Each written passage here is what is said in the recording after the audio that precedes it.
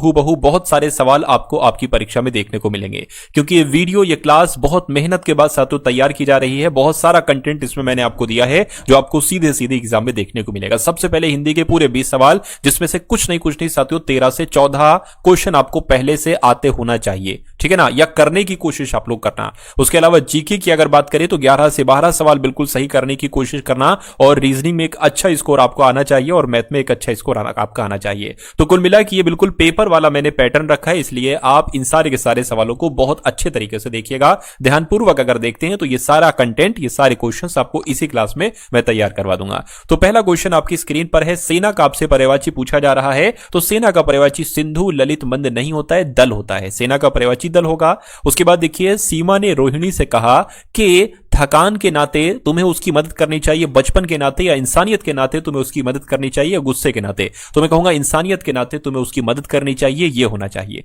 उसके बाद देखिए, जलमार्ग का साथों विलोम आपसे यहां पर पूछा जा रहा है। तो देखिए, जल का विलोम जैसे कि कहते हैं ना, ये जल मार्ग, तो थल मार्ग हो जाएगा, है ना। तो जलमार्ग का विलोम क्या हो जाएगा, थल मार्ग हो जाएगा। आंसर आपका ऑप्शन नंबर ए होगा। उसके बाद देखिए, दिए गए वाक्य में गलत वर्तनी वाला शब्द बताइए। मानव का कल्याण ही मनुष्य का धर्म है। इसमें दिक्कत पता कहां पर लग रही है, यहां पर लग रही है। तो कल्याण नहीं होता है साथियों, कल्याण शब्द होता है। तो कुल मिला के कौन से शब्द की वर्तनी गलत है, ऑप्शन नंबर सी वाले की वर्तनी गलत है, और यही आपका जवाब होगा। उसके बाद देखिए, कहा आपसे जा रहे, जो कुछ वो जानते हैं उसे दूसरे तक पहुंचाने में वे स्वभाव से ही हैं। तो स्वभाव से ही है, क्या है, यह आपसे पूछा जा रहा है। तो अगर बात करते कंजूस है या उदार है या कर्मठ है या कठोर है, तो मैं कहूंगा उदार है। उदार यहां पर आना चाहिए, कंजूस आएगा नहीं। कर्मठ से क्या मतलब, कठोर भी नहीं आना चाहिए, तो उदार शब्द ही यहां पर आएगा। उसके बाद देखिए, आपसे कहा जा रहा है कि आसमान से गिरा खजूर में अटका, इस मुहावरे का सही अर्थ क्या हो सकता है, एक बार आप लोग बता दीजिए। बुरे काम करने का बुरा फल ही मिलता है, यह होगा। एक विपत्ति से छूटकर दूसरे में उलझ जाना, यह होगा। किसी के साथ साझा करना अच्छा नहीं होता, या अकेला व्यक्ति बड़ा काम नहीं कर सकता। आसमान से गिरा खजूर में अटका, यानी कि एक विपत्ति से छूटकर दूसरी उलझन में फंस जाने को ही कहा जाता है आसमान से गिरा खजूर में अटका। उसके मन में न जाने कितनी वेदना थी कि वह जोर जोर से उत्तिष्ठ ले रहा था, यह होगा। या उच्छ्वास ले रहा था, या ऊपरी ले रहा था, या यत ले रहा था। यानी कि इस खाली जगह में आपको बताने कौन सा शब्द आएगा, फटाफट साथियों बता दीजिए। तो यहां पर अगर बात करें, उच्छ्वास आना चाहिए, यानी कि उसके मन में न जाने कितनी वेदना थी कि वो जोर जोर से उच्छ्वास ले रहा था, यह होना चाहिए। अगला देखिए, कहा जा रहा है युग युगांतर से। तो युग युगांतर की अगर बात करते हैं साथियों, इसके लिए आप बताइए क्या यहां पर एक शब्द का आप इस्तेमाल कर सकते हैं। तो इसको प्राचीन काल से, है ना, निम्नलिखित प्रश्न में दिए गए 4 विकल्पों में से उस विकल्प का चयन करिए जो दिए गए मुहावरे के अर्थ को सर्वश्रेष्ठ रूप से व्यक्त करता है। तो युग युगांतर का मतलब हम लोग कहते हैं साथियों प्राचीन काल से, यानी कि बहुत पुराने समय से। इसलिए सही जवाब आपको ऑप्शन नंबर ए होना चाहिए, यानी कि ये कभी ना निष्फल होने वाला काम है। तो यहां पर कहा जा रहा है कि निम्नलिखित वाक्य में रेखांकित वाक्य के लिए एक सार्थक शब्द बताइए। ना निष्फल होने वाले के लिए एक शब्द क्या होता है। सटीक तो नहीं होगा, निश्चित भी नहीं होगा। निश्चित होगा क्या साथियों, नहीं, अमोघ हो जाएगा। यानी कि आपको ध्यान रखना है साथियों, ना निष्फल होने वाले के लिए एक शब्द जो होगा वो अमोघ होगा, और अमोघ आपका जवाब हो जाएगा।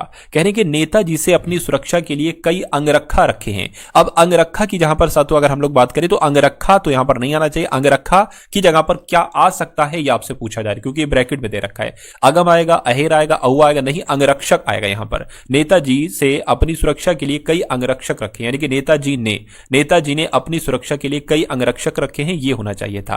उसके बाद देखिए, अगला क्वेश्चन है, आपसे कहा जा रहा है कि सीमा ने रोहिणी से कहा कि थकान उसकी मदद करनी चाहिए, बचपन इंसानियत से। तो मैं कहूंगा सीमा ने रोहिणी से कहा कि इंसानियत के नाते उसे उसकी मदद करनी चाहिए, ये होना चाहिए। तो यहां पर भी कुछ दिक्कत है, कोई दिक्कत नहीं, ये सवाल अभी हम लोग कर चुके हैं, तो ये मैंने आपको बता दिया। कहने के जो संविधान के अनुकूल हो उसके लिए एक शब्द क्या होगा, तो उसको कानूनी नियमानुकूल अवैध कहेंगे, उसको संवैधानिक कहा जाएगा। जो संविधान के अनुकूल हो उसको साथियों संवैधानिक कहा जाएगा, और जो कानून के अनुकूल हो उसको कानूनी कहा जाएगा। जो नियम के अनुकूल होता है उसको नियमानुकूल कहा जाता है, और जो गैर कानूनी होता है उसको अवैध कहते हैं।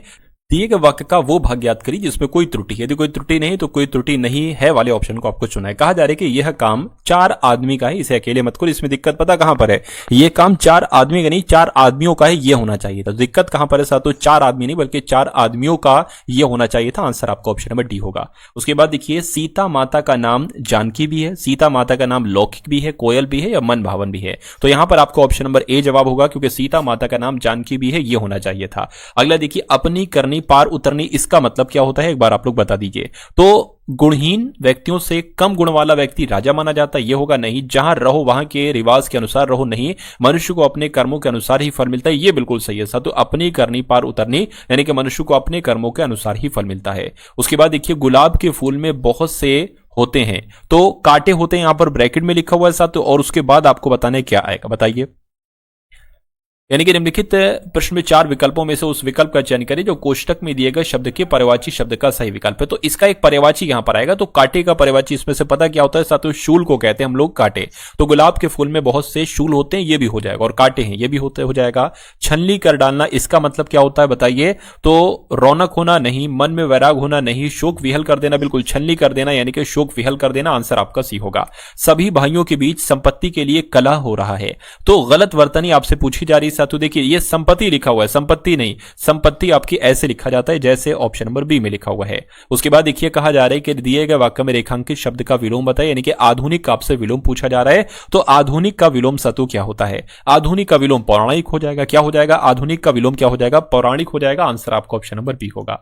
उसके बाद देखिए आप सभी को यहां से जाने के लिए कहा गया। अब कहा जा रहा है 4 विकल्पों में से उस विकल्प का चयन करिए जो कोष्टक में दिए गए शब्द के तत्सम का सही विकल्प है, यानी कि इसका तत्सम आपको बताना आ तो जाएगा। ये यहां पर आप सभी को यहां से जाने के लिए कहा गया, लेकिन इसका तत्सम क्या होगा वो बताइए। तो अत्र इसका साथ तत्सम हो जाएगा। यहां का विलोम, यहां का तत्सम क्या होता है, अत्र होता है। उसके बाद देखिए अगला क्वेश्चन है असहयोग आंदोलन। अब देखिए 20 सवाल हो चुके हैं, आपके जीके जीएस के सवाल स्टार्ट है यहां से। असहयोग आंदोलन क्यों बंद कर दिया गया, क्यों, क्योंकि चौरी चौरा घटना की वजह से साथियों, बिल्कुल चौरी चौरा घटना के कारण ही असहयोग आंदोलन को बंद कर दिया गया था। संयुक्त राज्य अमेरिका ने किस वर्ष दूसरे विश्व युद्ध में प्रवेश किया था, तो कब, अगर बात करें 1939 में, तो ये दूसरा विश्व युद्ध शुरू ही 1939 से हुआ था। 1941 में साथियों अमेरिका ने प्रवेश किया था। राइट आंसर आपका जो होगा वो ऑप्शन नंबर बी के साथ जाएगा। अगला देखिए पंचशील का नारा किससे संबंधित है साथियों बताइए। तो पंचशील का नारा की अगर बात करें तो ये पंडित जवाहरलाल नेहरू से संबंधित है। क्या पंचशील का नारा साथियों पंडित जवाहरलाल नेहरू से संबंधित है, आपको ध्यान रखना है। उस भारतीय प्रधानमंत्री का नाम क्या है जिन्होंने संसद में यह घोषणा की थी कि वह मंडल आयोग की सिफारिशों को लागू करेंगे। इस घोषणा से भारत में देशव्यापी विरोध शुरू हो गया था। तो किन की बात चल रही है साथियों, वीपी सिंह की बात चल रही है। आपके इस क्वेश्चन का जवाब जो होगा वो वीपी सिंह होगा।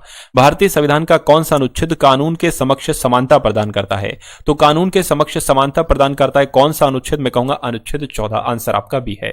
अगला देखिए विश्व में प्लेटिनम का उत्पादन किस देश में सर्वाधिक होता है, तो यहां पर अगर बात करते हैं साथियों प्लेटिनम का उत्पादन किस देश में सर्वाधिक होता है, तो क्या आपका जवाब हो सकता है। तो आप लोग याद रखेंगे दक्षिण अफ्रीका की जब हम बात करते हैं तो दक्षिण अफ्रीका में प्लेटिनम का उत्पादन सर्वाधिक होता है।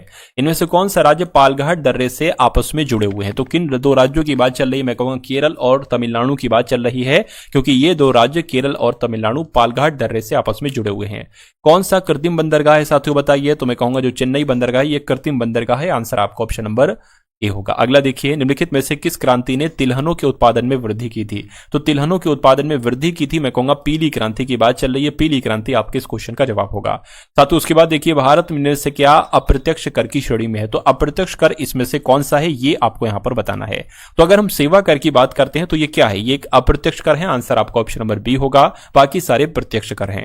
स्टार्टअप इंडिया योजना उन संस्थाओं पर लागू होती है जिनके पिछले वर्ष का वार्षिक कारोबार 1 करोड़ से अधिक नहीं होता, ये होना चाहिए, या 10 करोड़ से अधिक नहीं होता, 15 या 25, मैं कहूंगा 25 करोड़ से अधिक नहीं होता, ये आपका जवाब होगा। आंसर आपका डी होगा। उसके बाद देखिए अगला क्वेश्चन है प्राथमिक क्षेत्र में श्रमिक 1 वर्ष में ज्यादातर समय बेरोजगार रहते हैं, इसलिए यदि इनमें से कुछ श्रमिक प्राथमिक क्षेत्र से अन्य क्षेत्र में स्थानांतरित किए जाते हैं तो कुछ प्राथमिक उत्पादन में कोई बदलाव नहीं होगा। इस प्रकार की बेरोजगारी को जाना जाता है, तो किस नाम से जाना जाता है, इस प्रकार की बेरोजगारी को अंतर्निहित बेरोजगारी कहा जाता है। क्या कहा जाता है, अंतर्निहित बेरोजगारी, इस प्रकार की बेरोजगारी को कहा जाता है। साथियों आपने अगर वीडियो को लाइक नहीं किया है तो वीडियो को लाइक कर दीजिए, और चैनल पर अगर आप लोग नए हैं तो चैनल को तुरंत आप लोग सब्सक्राइब करके बेल आइकन पर क्लिक कर लीजिएगा। उसके बाद देखिए रोजगार के अवसरों की कमी की सही व्याख्या क्या है, तो रोजगार के अवसरों की कमी की अगर हम बात करें कि किसको कहा जाता है, मजदूरों को अपने किए गए कार्य की मजदूरी नहीं मिलती, उसको थोड़ी ना कहते हैं अवसरों की कमी रोजगार के। श्रमिक जितना काम करने में सक्षम है उससे कम काम कर सके, बिल्कुल साथियों जितना काम करना वो चाहता है उससे उतना काम उसको मिल नहीं पाता, इसको कहा जाता है रोजगार के अवसरों की कमी। इसलिए सही जवाब आपका भी होगा। कितने माप से अधिक ध्वनि को शोर का नाम दिया गया है, तो कितने माप से अधिक, मैं कहूंगा 80 डेसिबल से अगर अधिक ध्वनि है तो उसको शोर कहा जाता है। आंसर आपका ऑप्शन नंबर ए होगा। साधारण बातचीत है तो 30 से 40 डेसिबल, थोड़ी सी जोर से बात है तो 50 से 60 डेसिबल, ट्रैक्टर वगैरह आवाज है ना, तो वो साथ तो फिर वो 100 डेसिबल के आसपास चली जाती है, और अगर सायरन सायरन वाली जो आवाज होती है वो लगभग 120 डेसिबल तक चली जाती है। उसके बाद देखिए एथिलीन ग्लाइकोल को एंटी फ्रीज के रूप में पानी में मिलाने पर उसे कार के रेडिएटर की सफाई के लिए इस्तेमाल किया जाता है। ये केवल पानी की हिमांक को कम करता है, ये केवल पानी के क्वथनांक को बढ़ाता है, ये पानी के हिमांक को कम करता है और पानी के क्वथनांक को बढ़ाता है। तो ये आपका जवाब हो जाएगा ऑप्शन नंबर डी। दुनिया के सबसे बड़े जल विद्युत बांध का निर्माण कौन सा देश कर रहा है? तो हाल फिलहाल की अगर हम बात करें तो आपको ध्यान रखना है चीन देश जो है ना दुनिया के सबसे बड़े जल विद्युत बांध का निर्माण कर रहा है। अगला देखिए किंग कप इंटरनेशनल ओपन का आयोजन कहां पर किया जाएगा? तो साथियों कहां पर किया जाएगा? शेंझेन में किया जाएगा। तो शेंझेन आपके इस क्वेश्चन का जवाब होगा।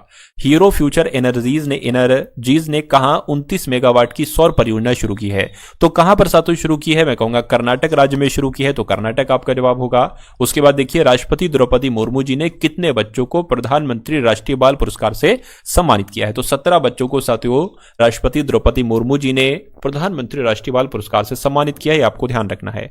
भारतीय तटरक्षक बल के प्रमुख किसको नियुक्त किया गया? इनका नाम क्या है? तो इनका नाम है एस परमेश और ये साथियों भारतीय तटरक्षक बल के प्रमुख बन चुके हैं।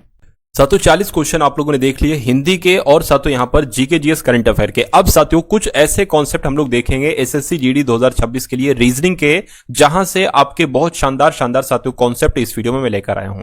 चलिए तो इन रीजनिंग के क्वेश्चंस को भी देखिए और आप अपनी रीजनिंग को भी साथियों मजबूत कीजिए। तो पहला क्वेश्चन आपकी स्क्रीन पर है, कहा जा रहा है कि सबसे पहले 176 है, उसके बाद कौन सा नंबर आएगा ये आपको बताना है, और उसके बाद 882 ही आना चाहिए, और फिर साथियों 785 और फिर 688 और उसके बाद 591 आएगा। तो इसमें आखिर क्या लॉजिक लगा है, थोड़ा सा सोचने की कोशिश कीजिए। देखिए अगर हम 882 से 785 पर जाएं तो कितने घटाए गए हैं साथियों? अगर बात करें 7 और 9 97 घटाए हैं। अच्छा यहां पर भी साथियों वही 97 घटाए और यहां पर भी 97 घटाए गए हैं, तो यहां पर भी 97 घटाए जाएंगे। तो अगर 1076 में से आप 97 घटाते तो कितना बचता है? तो साथियों 9 7 9 है ना, तो 979 बचता है और यहां पर भी वही 97 ही घटेगा। तो कुल मिला के 979 कहां पर लिखा हुआ है? ऑप्शन नंबर डी में लिखा हुआ है। तो जिनका आंसर ऑप्शन नंबर डी है तो बिल्कुल करेक्ट है। उसके बाद देखिए अगला क्वेश्चन है आपकी स्क्रीन पर, आपसे कहा जा रहा है कि एस डब्ल्यू ए से यू वाई सी बन गया है, तो इफ जे इनसे कौन से 3 लेटर यहां पर बनाए जा सकते हैं? देखिए एस से यहां पर यू हुआ है तो एक बड़ा है या दो बड़े हैं साथ? एस 19 पर होता है, यू 21 पर होता है। डब्ल्यू से वाई हुआ है तो यहां पर भी कितने बड़े हैं? 2 बड़े हैं।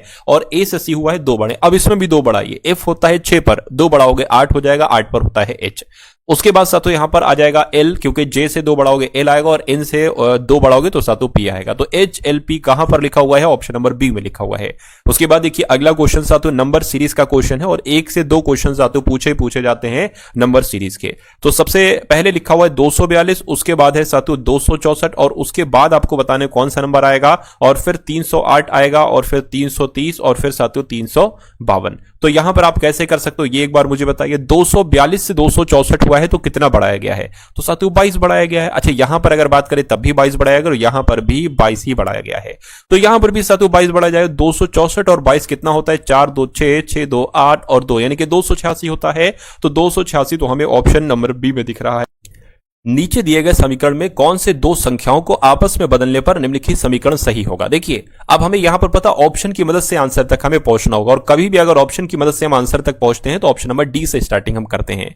यहां पर लिखा हुआ है साथियों देखिए गुणा की जगह पर प्लस लिख दो और प्लस की जगह पर गुणा लिख दो। 4 आए तो 4 की जगह पर 5 लिख दो, 5 की जगह पर 4 लिख दो। अगर फिर इसको कैलकुलेट करने पर 17 आ जाता है तो वही हमारा आंसर होगा। चलिए कोई दिक्कत नहीं, देख लेते हैं। देखिए सबसे पहले नंबर लिख लो। देखिए 5 है तो 5 की जगह पर 4 आ जाएगा, 7 है तो 7 का 7 रहेगा, और 4 आ गया है तो 4 की जगह पर 7 तो 5 आ जाएगा, 8 का 8 रहेगा और 2 का 2 रहेगा। अब इसको देख लो, माइनस है।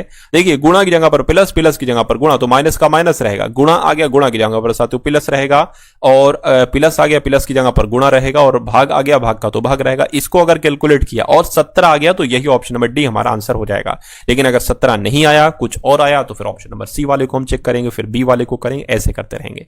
2 से 8 को कट करोगे तो 4 आ जाएगा, 2 चौक 8, 4 पंजे 20 हो जाएगा। 20 प्लस इधर 7 माइनस 4 यहां पर आ जाएगा, ठीक है ना। ये कितना आ जाएगा साथियों? 4 में से 7 जा नहीं सकता तो जो आएगा वो माइनस का जाएगा, यानी कि 3 प्लस 20 हो जाएगा बराबर आपका 17 हो जाएगा। माइनस प्लस माइनस होता है ना, तो 20 में से 3 जाएगा तो 17 बचेगा, प्लस का ही 17 बचेगा, तो 17 बराबर 17 हो चुका है, यानी कि आंसर हमारा ऑप्शन नंबर डी ही बिल्कुल करेक्ट हो जाएगा।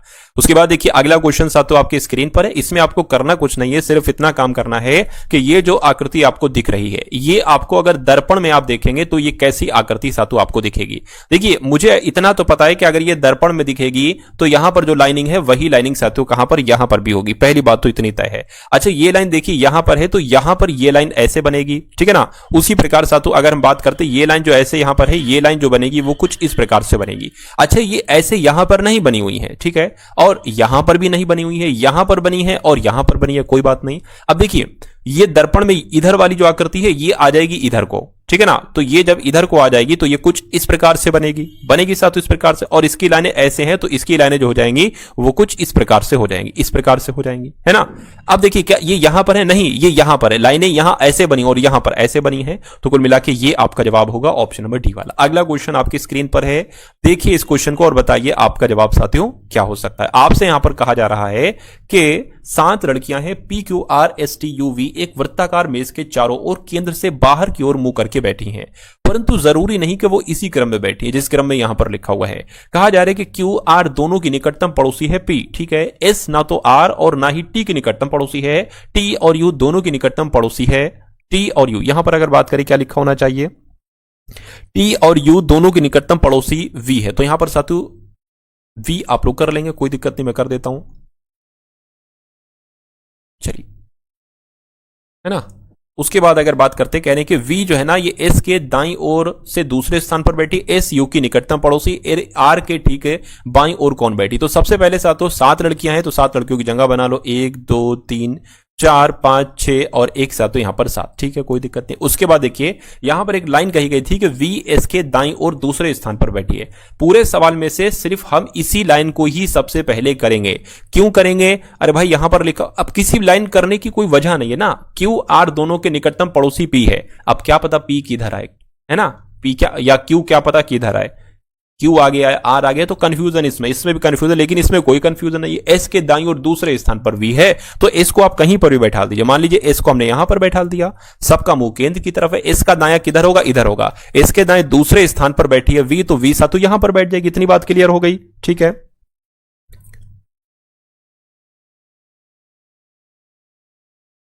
अच्छा, केंद्र के बाहर की ओर मुंह करके बैठी हुई है, कोई दिक्कत नहीं, केंद्र के बाहर मुंह करके बैठी हुई है तो S अगर इधर है तो फिर S का दायां जो होगा वो इधर को होगा, यानी कि V सा तो यहां पर आ जाएंगी। अब उसके बाद आपको वो लाइन सॉल्व करना है जिसमें S या V कोई एक है।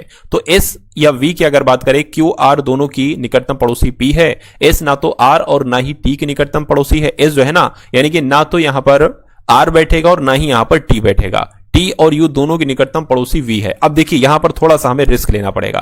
T और U दोनों की निकटतम पड़ोसी V है, तो अगर मान लीजिए T हमने यहां पर बना दिया और U हमने यहां पर बना दिया, देखिए ये लाइन पूरी हो गई। T और U की निकटतम पड़ोसी V है, T और U की निकटतम पड़ोसी V है, हो चुका है ये। उसके बाद आपसे कहा जा रहा था कि S जो है ना तो R और ना ही T की निकटतम पड़ोसी, ठीक है, कोई दिक्कत नहीं है। तो R या तो यहां पर आएगा। उसके बाद कहा जा रहा है कि S U की निकटतम पड़ोसी है, S जो है ना U की निकटतम पड़ोसी है, ये भी हो चुका है। R के ठीक बाईं ओर कौन है, R के ठीक बाईं ओर कौन है, ये आपसे यहां पर कुल मिला के पूछा जा रहा है। एक बार फिर से सवाल को पढ़िए अगर दिक्कत आ रही है। Q और R दोनों के निकटतम पड़ोसी P है, तो Q और R की अगर हम लोग यहां पर बात करें, अब देखिए Q और R के निकटतम पड़ोसी P है तो P यहां पर बनेगी और Q यहां पर बन सकता है, Q यहां पर भी बन सकता है, R यहां पर, यानी कि Q R इन दोनों की जगह पर आएंगे। और यहां पर एक बात कही गई थी कि S ना तो R का निकटतम पड़ोसी, यानी कि यहां पर R नहीं बैठेगा, फिर यहां पर R बैठेगा और फिर यहां पर Q बैठेगा। तो देखिए वही बात हो गई कि P जो है ना Q और R का निकटतम पड़ोसी है। तो सवाल में आपसे पूछा था R के ठीक बाईं ओर कौन बैठा है, तो R के ठीक बाईं ओर कौन बैठा, देखिए सीरियल से सब बैठा दिए, S U V T और उसके बाद R और उसके बाद P और फिर Q, है ना। सवाल पूछा जा रहा है R के ठीक बाईं ओर कौन है, R कहां पर है, R यहां पर है। R का बायां क्या होगा, R का बायां साथ तो यही T ही तो होगा, तो T कहां पर लिखा हुआ है, T आपका ऑप्शन नंबर ए में लिखा हुआ है। तो जिनका आंसर ऑप्शन नंबर ए के साथ है मैं कहूंगा आंसर आपका बिल्कुल करेक्ट होगा। उसके बाद देखिए अगला क्वेश्चन आपकी स्क्रीन पर है, देखिए इस क्वेश्चन को और बताइए आपका जवाब क्या होगा। 12 गुणा 3 माइनस 4 है ना, और ये भाग होगा, फिर भाग 2 प्लस 41 बराबर 7। आपको बताना है दिए गए विकल्पों में से किन दो संख्याओं को आपस में बदलने पर निम्नलिखित सही समीकरण जो है ना वो सही हो जाएगा, है ना। यहां पर भी हम डी से ही चलते, जब कभी भी अगर हमें ऑप्शन से सही करना है डी से हम चलेंगे, आंसर हमें जल्दी मिल जाएगा। तो 12 की जगह पर 41, 41 की जगह पर 12 अगर आप करते हैं तो देखिए क्या हमें 7 मिलता है। तो 12 है, 12 की जगह पर 41 आ जाएगा, गुणा 3 माइनस 4 और भाग और 2 प्लस 41 से 41 की जगह पर बाहर आ जाएगा। क्या 7 यहां पर आ सकता है? इसको कैलकुलेट करके देखिए, ये आ जाएगा आपका गुणा होगा ना, 3 एकम 3, 3 चौक 12 माइनस यहां पर 2 आ जाएगा प्लस आपका 12। क्या 123 में से 2 घटेगा, 12 जुड़ेगा, 7 आएगा, किसी कीमत पर नहीं आ सकता, तो इसको सातु हटा दीजिए, ये आपका आंसर नहीं हो सकता। अब इसको देखिए जरा, सी वाले को चेक करिए, 7 की जगह पर 41, 41 की जगह पर 7, तो 12, 12 का 12 रहेगा, 3 का 3 रहेगा, माइनस 4 का 4 रहेगा, है ना, भाग और भाग का भाग के साथ उसके बाद 2 रहेगा और प्लस 41 की जगह पर 7 रहेगा और 7 है तो यहां पर 41 आ जाएगा। अब इसको सॉल्व करके बताइए, देखिए 12 तिया कितना हो जाएगा 36, माइनस इसको करोगे 2 आ जाएगा, प्लस आपका 7 आ जाएगा, बराबर 41 आना चाहिए। 36 में से 2 बचेगा 34 घटेगा, 34 आएगा, प्लस आपका 7 आ जाएगा, 41 आना चाहिए। तो कितना हो जाएगा, ये भी तो 7 41 होता है, और अगर बात करते हैं ये भी 41 होता है, यानी कि 41 बराबर 41 आ चुका है, जो कि ऑप्शन नंबर सी की मदद से आया है। उसके बाद देखिए साथियों, अगला क्वेश्चन आपकी स्क्रीन पर है, कहा जा रहा है कि ये जो आपको दिख रहा है, अगर आपके दर्पण में देखेंगे तो ये कुछ कैसा दिखाई देगा, आपको बताने। देखिए यहां पर अगर बात करें तो देखिए, ये सबसे पहली लाइन ऐसे आई है, तो ये जो दर्पण में दिखाई देगी कुछ इस प्रकार से दिखाई देगी, ठीक है ना। तो अब आप यही देख लीजिए, ऐसी लाइन कहां पर दिख रही है, क्या यहां पर दिख रही है? मैं कहूंगा नहीं, ऊपर को दिखेगी, ये तो नीचे को दिख रही है। यहां पर दिख रही, यहां तो इधर को दिख रही है, ये वाली तो ये नहीं हो सकता। यहां पर ऐसे दिख रहे नहीं, सिर्फ यहां पर जो लाइन है वही लाइन साथ यहां पर है, तो कुल मिला के ये आपका आंसर हो जाएगा ऑप्शन नंबर ए में जैसा बना हुआ, ये आपका जवाब होगा। उसके बाद देखिए साथियों, अगला क्वेश्चन आपकी स्क्रीन पर है, कथन और निष्कर्ष वाला सवाल है, और ये 2 सवाल साथियों लगभग आपके एग्जाम में पूछे जाते हैं, इसलिए इस टाइप के सवाल को भी आप लोग बहुत अच्छे तरीके से देखेंगे। कहा जा रहा है कि सभी पहिए साइकिल हैं, तो मान लेते हैं साथियों ये पहिए हो गए और ये सभी पहिए जो है ना ये साइकिल हो गए, सभी पहिए साइकिल हो गए करके कुछ साइकिलें टब है, तो मान लेते इतनी साइकिलें क्या हो गई, इतनी साइकिलों की अगर बात करते हैं तो यहां पर टब हो गई, ठीक है, इतनी साइकिलें यहां पर टब हो गई, कुछ साइकिलें। अब निष्कर्ष को देखिए और बताइए आंसर क्या होगा। निष्कर्ष को देखिए करके सभी टब पहिए, देखिए सभी टब पहिए कैसे हो सकते हैं, कुछ टब भी पहिए नहीं हो सकते, क्योंकि टब ये हैं और पहिए ये हैं, तो ये गलत हो जाएगा।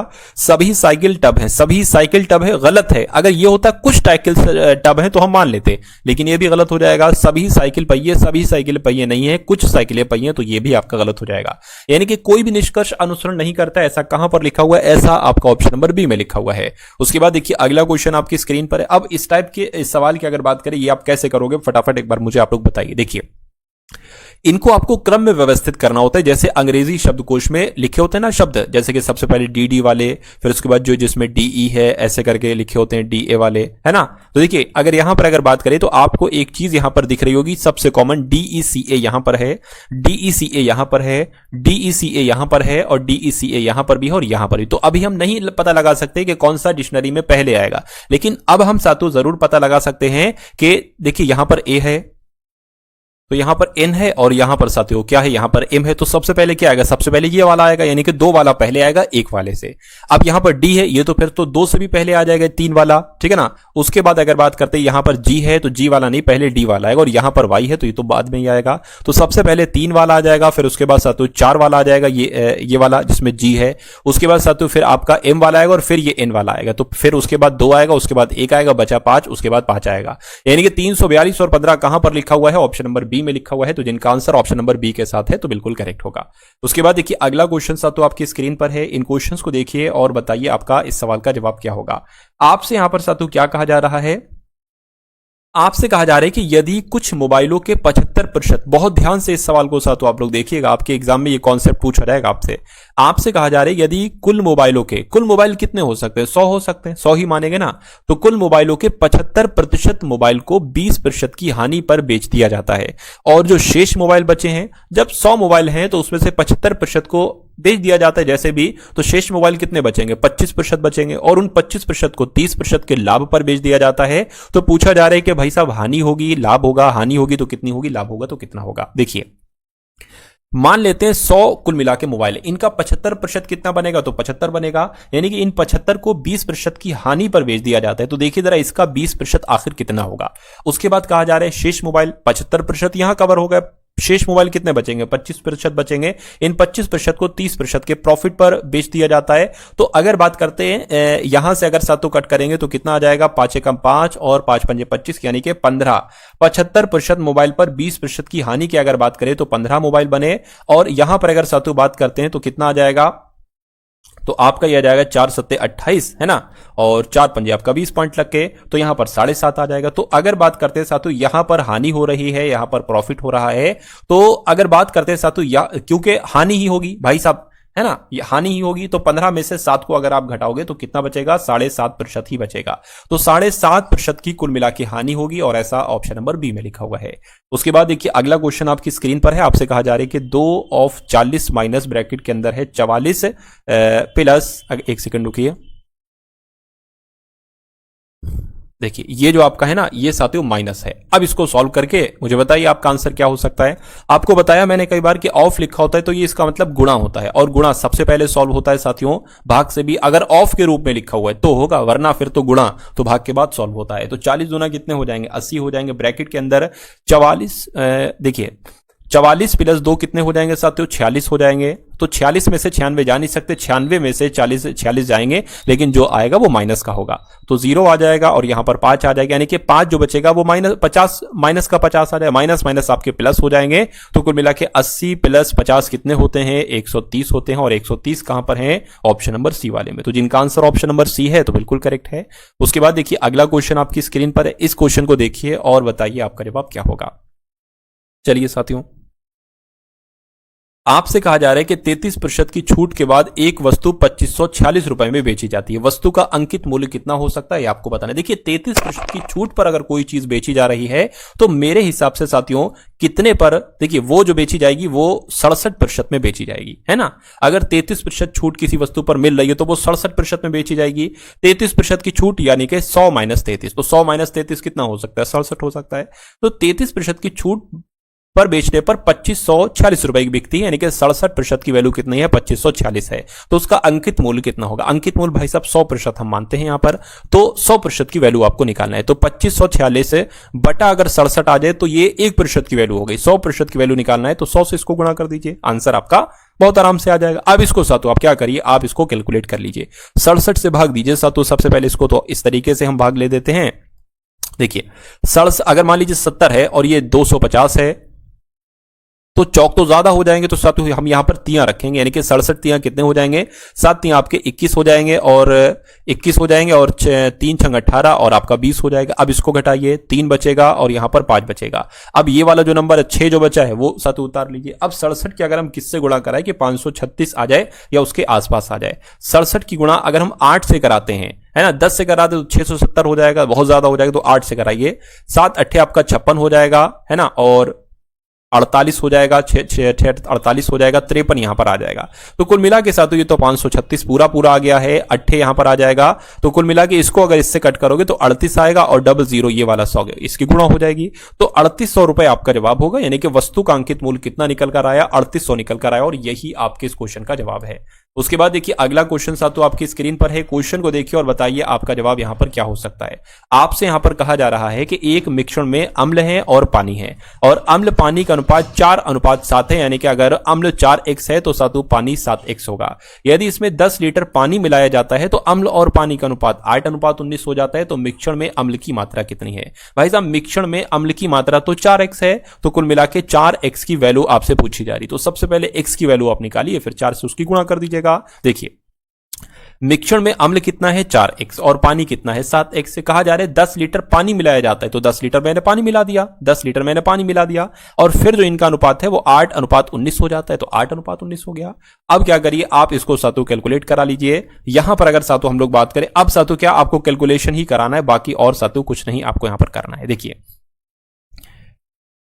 क्रॉस मल्टीप्लाई सातों यहां पर हम लोग करा लेते हैं, है ना। चलिए क्रॉस मल्टीप्लाई की अगर बात करें साथियों, अब यहां पर 19 चौक की अगर बात करें तो 19 चौक 76 होते हैं, यानी कि यहां पर तो 76x आ जाएगा। एक सेकंड, कितना आ जाएगा साथियों, यहां पर अगर बात करें 76x आपका आ गया, और 8 सत्ते की अगर बात करें तो साथियों 7 8 आपके 56 होते हैं, तो 56x आ जाएगा, और यहां पर 8 धाम 80 आ जाएगा।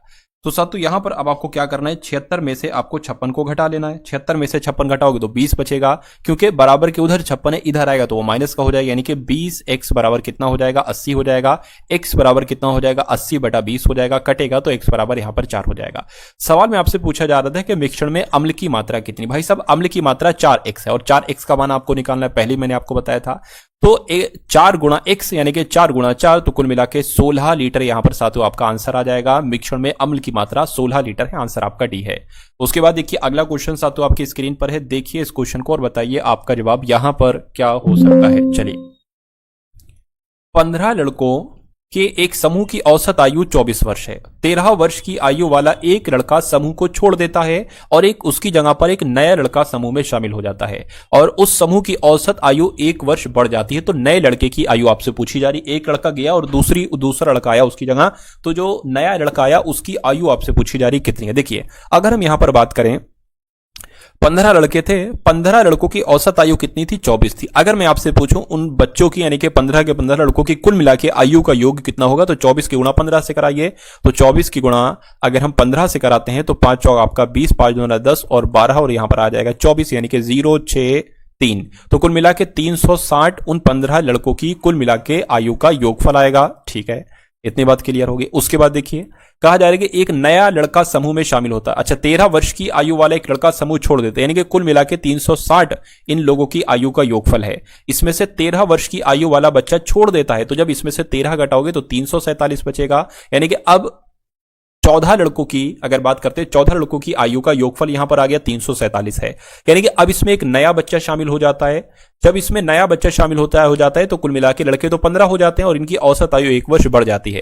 यानी कि 24 की जगह अब 25 इनकी आयु का योगफल हो जाता है। तो अब लड़का आ चुका है, पहले अब इसमें लड़का घटा है ना, ये जो है ना ये 14 लड़कों की आयु का योग है और अब जो निकलेगा ये 15 लड़कों की आयु का योग निकलेगा। इसमें और इसमें फर्क ये होगा कि इसमें नया लड़का जुड़ जाएगा।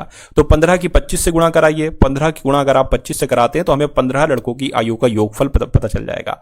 5 पंजे 25 हो जाएगा, 5 दूना 10 और 2 12 हो जाएगा, 25 नीचे आ जाएगा, 5 आ गया, 7 आ गया, 3 यानी कि 375 यहां पर आ जाएगा। तो बस साथियों ये 15 लड़कों की आयु का योगफल है, ये 14 लड़कों की आयु का योगफल है। 375 में से 347 को घटाएंगे तो आपको जो नया लड़का है उसकी आयु पता चल जाएगी। तो 375 में से 347 को अगर आप घटाएंगे तो कितना बचेगा? 28 वर्ष आ जाएगा। कुल मिला के नया लड़का जो शामिल हुआ है उसकी आयु 28 वर्ष है और 28 वर्ष आपको ऑप्शन नंबर ए में लिखा हुआ है।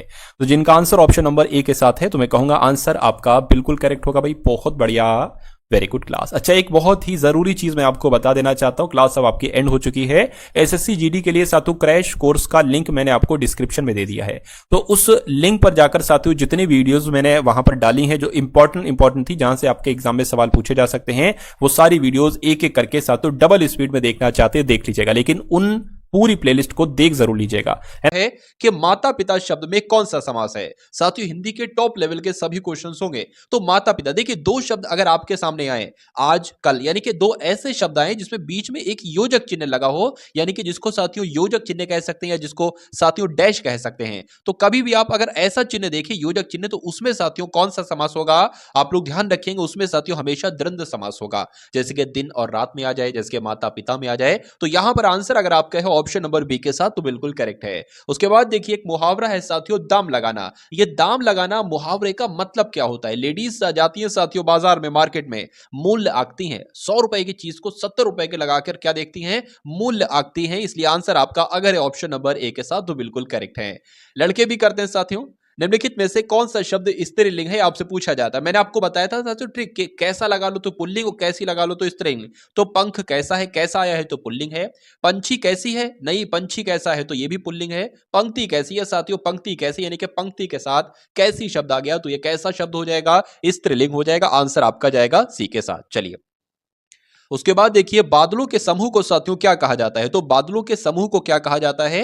क्या राशि कहा जाता है, गुच्छा कहा जाता है, घटा कहा जाता है? बादलों के समूह को साथियों घटा कहा जाता है। आंसर आपका सी के साथ जाएगा।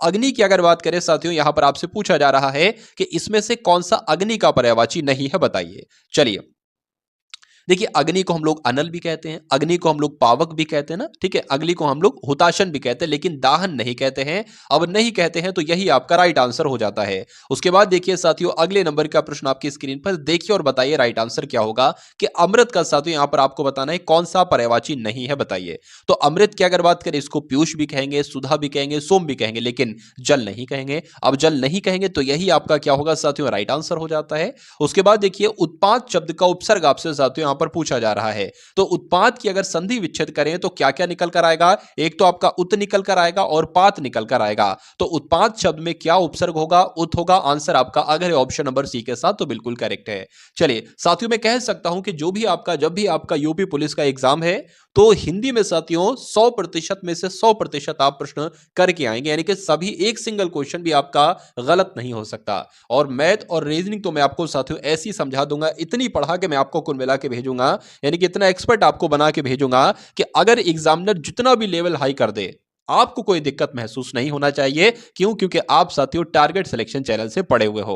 चलिए, तो वर्तमान में अगर बात करें प्रत्यय क्या लगेगा, अगर इसकी संधि विच्छेद की बात करें ना तो इसकी संधि विच्छेद साथियों कुछ इस प्रकार से बनेगी, यानी कि वर्ध धनमान हो जाएगी। प्रत्यय पूछा है साथियों तो प्रत्यय क्या लगेगा? मान लगेगा, इसलिए आंसर आपका ऑप्शन नंबर डी हो जाता है। तत्सम शब्द का चयन करना है आपको, बताइए यानी कि इसमें से तत्सम शब्द कौन सा है बताइए। तो देखिए मैं आपको बता देता हूं तत्सम शब्द कौन सा है। जो अग्निष्ठिका है ना, ये कैसा शब्द है? ये एक तत्सम शब्द है, आपको मालूम होना चाहिए। आंसर आपका सी जाएगा।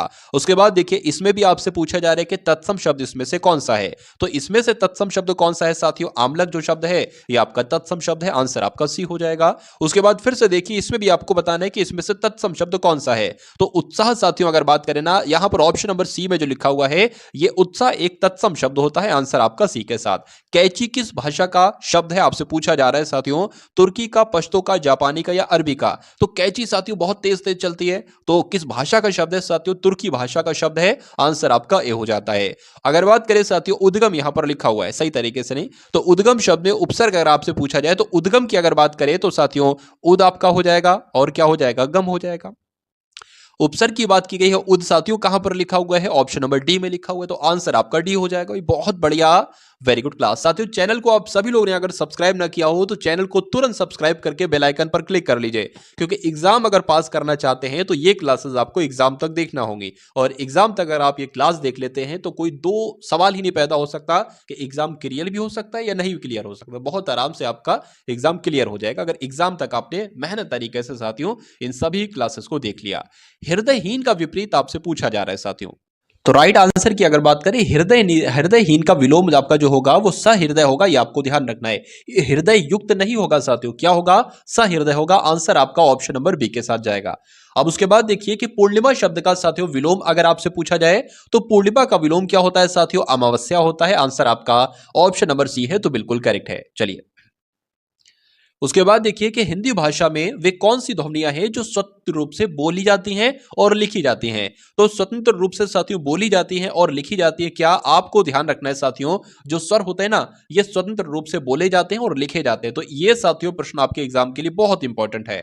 उसके बाद देखिए अगले नंबर का प्रश्न आपकी स्क्रीन पर है। यहां पर अगर बात करें साथियों, पूछा जा रहा है कि तैरने की इच्छा रखने वाले के लिए एक शब्द आपसे पूछा जा रहा है, बताइए। तो तैरने की जो इच्छा रखता है उसके लिए एक शब्द अगर आपसे पूछे तो तितीर्षा आपको बताना है। राइट आंसर आपका जाएगा ऑप्शन नंबर ए के साथ। उसके बाद देखिए जिसकी इच्छा पूर्ण हो गई हो उसके लिए एक शब्द साथियों क्या होगा बताइए। उसको क्या कहेंगे? तृप्त कहेंगे, तृप्ति कहेंगे, तृष्णा कहेंगे या तृष्णा कहेंगे? तो क्या कहेंगे साथियों? आप लोग ध्यान रखेंगे, जिसकी इच्छा पूर्ण हो गई हो उसको साथियों तृप्त कहा जाता है। आंसर आपका ए के साथ जाएगा। चलिए उसके बाद देखिए साथियों अगले नंबर का प्रश्न आपकी स्क्रीन पर है। यहां पर आपसे पूछा जा रहा है कि साथियों तद्भव शब्द इसमें से कौन सा है बताइए। चलिए तो अगर तद्भव शब्द की बात करें, यहां पर जो आशा शब्द लिखा हुआ है ना साथियों, कैसा शब्द है? ये एक तद्भव शब्द है। आंसर आपका ए के साथ जाएगा।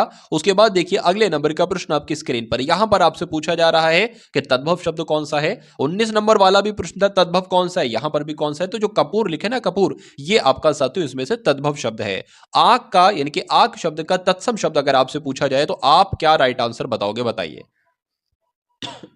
चलिए तो आप लोग ध्यान रखेंगे आंख का तत्सम शब्द क्या होता है? अर्क होता है। आंसर आपका एक बी के साथ जाएगा। उसके बाद देखिए विशेषण किस शब्द की विशेषता बताते हैं बताइए। देखिए दो बातें आपको ध्यान रखना है, एक विशेषण आपको ध्यान रखना है और विशेष आपको ध्यान रखना है। जैसे कि मैंने बोला मोटा आदमी, मैंने यहां पर दो शब्द बोले मोटा आदमी। यहां पर जो मोटा है शब्द वो क्या है? वो विशेषण है। यहां पर जो आदमी शब्द है वो विशेषता है। यानी कि जिस शब्द की विशेषता बताई जाती है वो विशेष शब्द कहलाए जाते हैं, और जिन शब्द के द्वारा विशेषता बताई जाती है वो आपके विशेषण शब्द कहलाए जाते हैं। जैसे कि ऊंचा पहाड़, तो पहाड़ यहां पर क्या हो गया? विशेष हो गया, और ऊंचा क्या हो गया? विशेषता हो गई, क्योंकि पहाड़ की विशेषता किस शब्द ने बताई? ऊंचे ने बताई। तो जिस शब्द के द्वारा विशेषता बताई जाती है उसे विशेषण कहते हैं। बात आपको साथियों ध्यान रखना है। तो यहां पर अगर बात करें विशेषण किस शब्द की विशेषता बताते हैं, तो देखिए ऊंचा पहाड़ मैंने यहां पर बोला। अब जो पहाड़ शब्द होगा ना वो संज्ञा और सर्वनाम हो सकता है, ठीक है ना। इसलिए आंसर आपका जो जाएगा वो ऑप्शन नंबर सी के साथ जाएगा। उसके बाद देखिए अगले नंबर का प्रश्न आपकी स्क्रीन पर है कि जिस शब्द की विशेषता बताई जाती है उसको क्या कहा जाता है। तो अभी मैंने आपको बताया था, जिसके मैंने बता दी, मान लीजिए कि गोरी लड़की, तो गोरी क्या हो गया शब्द, गोरी आपका विशेषण हो गया, और लड़की शब्द क्या हो गया, लड़की यहां पर साथियों विशेष शब्द हो गया, यानी कि जिसकी विशेषता बताई जाए वो आपका विशेष है। अगर बात करें साथियों ये प्रविशेषण क्या होता है, अगर मैं कहूं बहुत गोरी लड़की, तो यहां पर देखिए विशेषण शब्द क्या था, यहां पर ये विशेषण शब्द था साथियों क्या था, गोरी।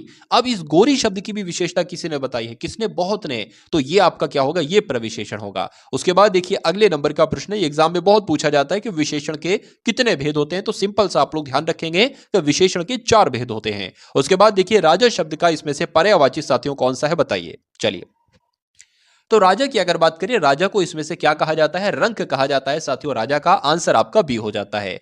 पुनर्लेखन शब्द में उपसर्ग आपसे साथियों पूछा जा रहा है, तो बताने की कोशिश करेंगे आप सभी लोग, बताइए। चलिए, तो अगर बात करें साथियों इसकी संधि विच्छेद जब हम करेंगे तो क्या शब्द निकल कर आएंगे, पुनर धन लेख निकल कर आएगा, ठीक है ना। तो उपसर्ग पूछा गया है साथियों, पुनर हो जाएगा। और ऐसा कहां पर लिखा हुआ है, पुनर साथियों कहां पर लिखा है, अगर बात करें पुनर यहां पर लिखा है, इसलिए राइट आंसर आपका ऑप्शन नंबर बी के साथ जाएगा। मिलनसार शब्द में प्रत्यय क्या होगा, तो मिलनसार की साथियों जब हम संधि विच्छेद करेंगे ना तो क्या क्या शब्द निकल कर आएंगे, एक तो मिलन शब्द निकल कर आएगा और एक साथियों सार शब्द निकल कर आएगा। तो प्रत्यय पूछे तो मिलन बता देना साथियों, उपसर्ग पूछे तो मिलन बता देना, मतलब प्रत्यय पूछे तो सार बता देना, उपसर्ग पूछे तो मिलन बता देना। और सार पूछा है तो सार कहां पर लिखा हुआ है, ऑप्शन नंबर डी में लिखा हुआ है, इसलिए राइट आंसर आपका जाएगा ऑप्शन नंबर डी के साथ। भाई बहुत बढ़िया, वेरी गुड क्लास। साथियों मैं कोशिश करता हूं कि कम से कम समय में आपको बहुत ज्यादा से ज्यादा कंटेंट दिया जाए, यानी कि ज्यादा से ज्यादा प्रश्न मैं आपको करवा दूं कम से कम समय में, ठीक है ना। क्योंकि साथियों अगर बात करें एग्जाम अगर आपको पास करना है तो अब आपको डबल स्पीड से चलना होगा,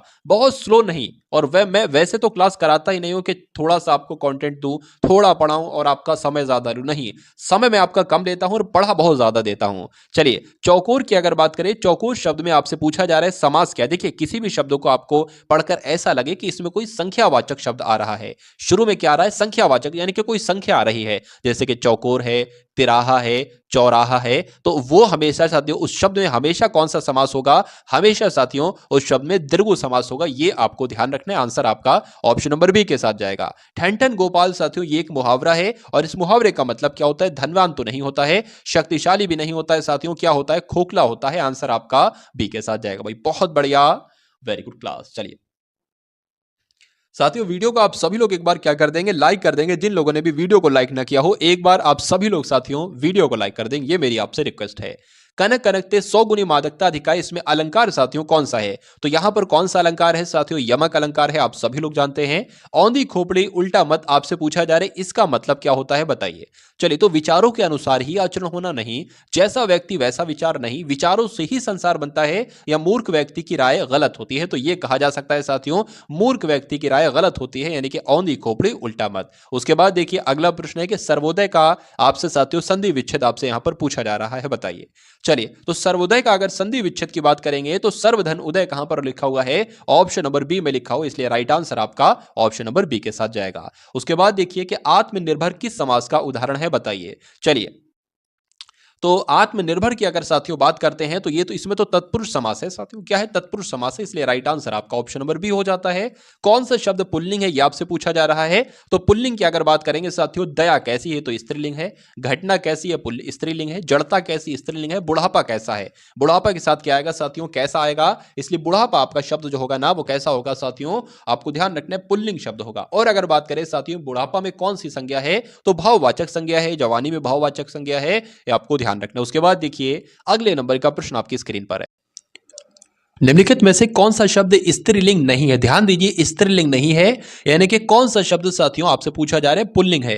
तो आय कैसी है ये तो स्त्रीलिंग है, आयु कैसी है ये भी स्त्रीलिंग है, और आग कैसी है ये भी स्त्रीलिंग है। आंगन की अगर बात करें, आंगन कैसा है ये आपका साथियों पुल्लिंग होगा, यानी कि स्त्रीलिंग ये शब्द नहीं, अब नहीं है तो यही आपका राइट आंसर है। चलिए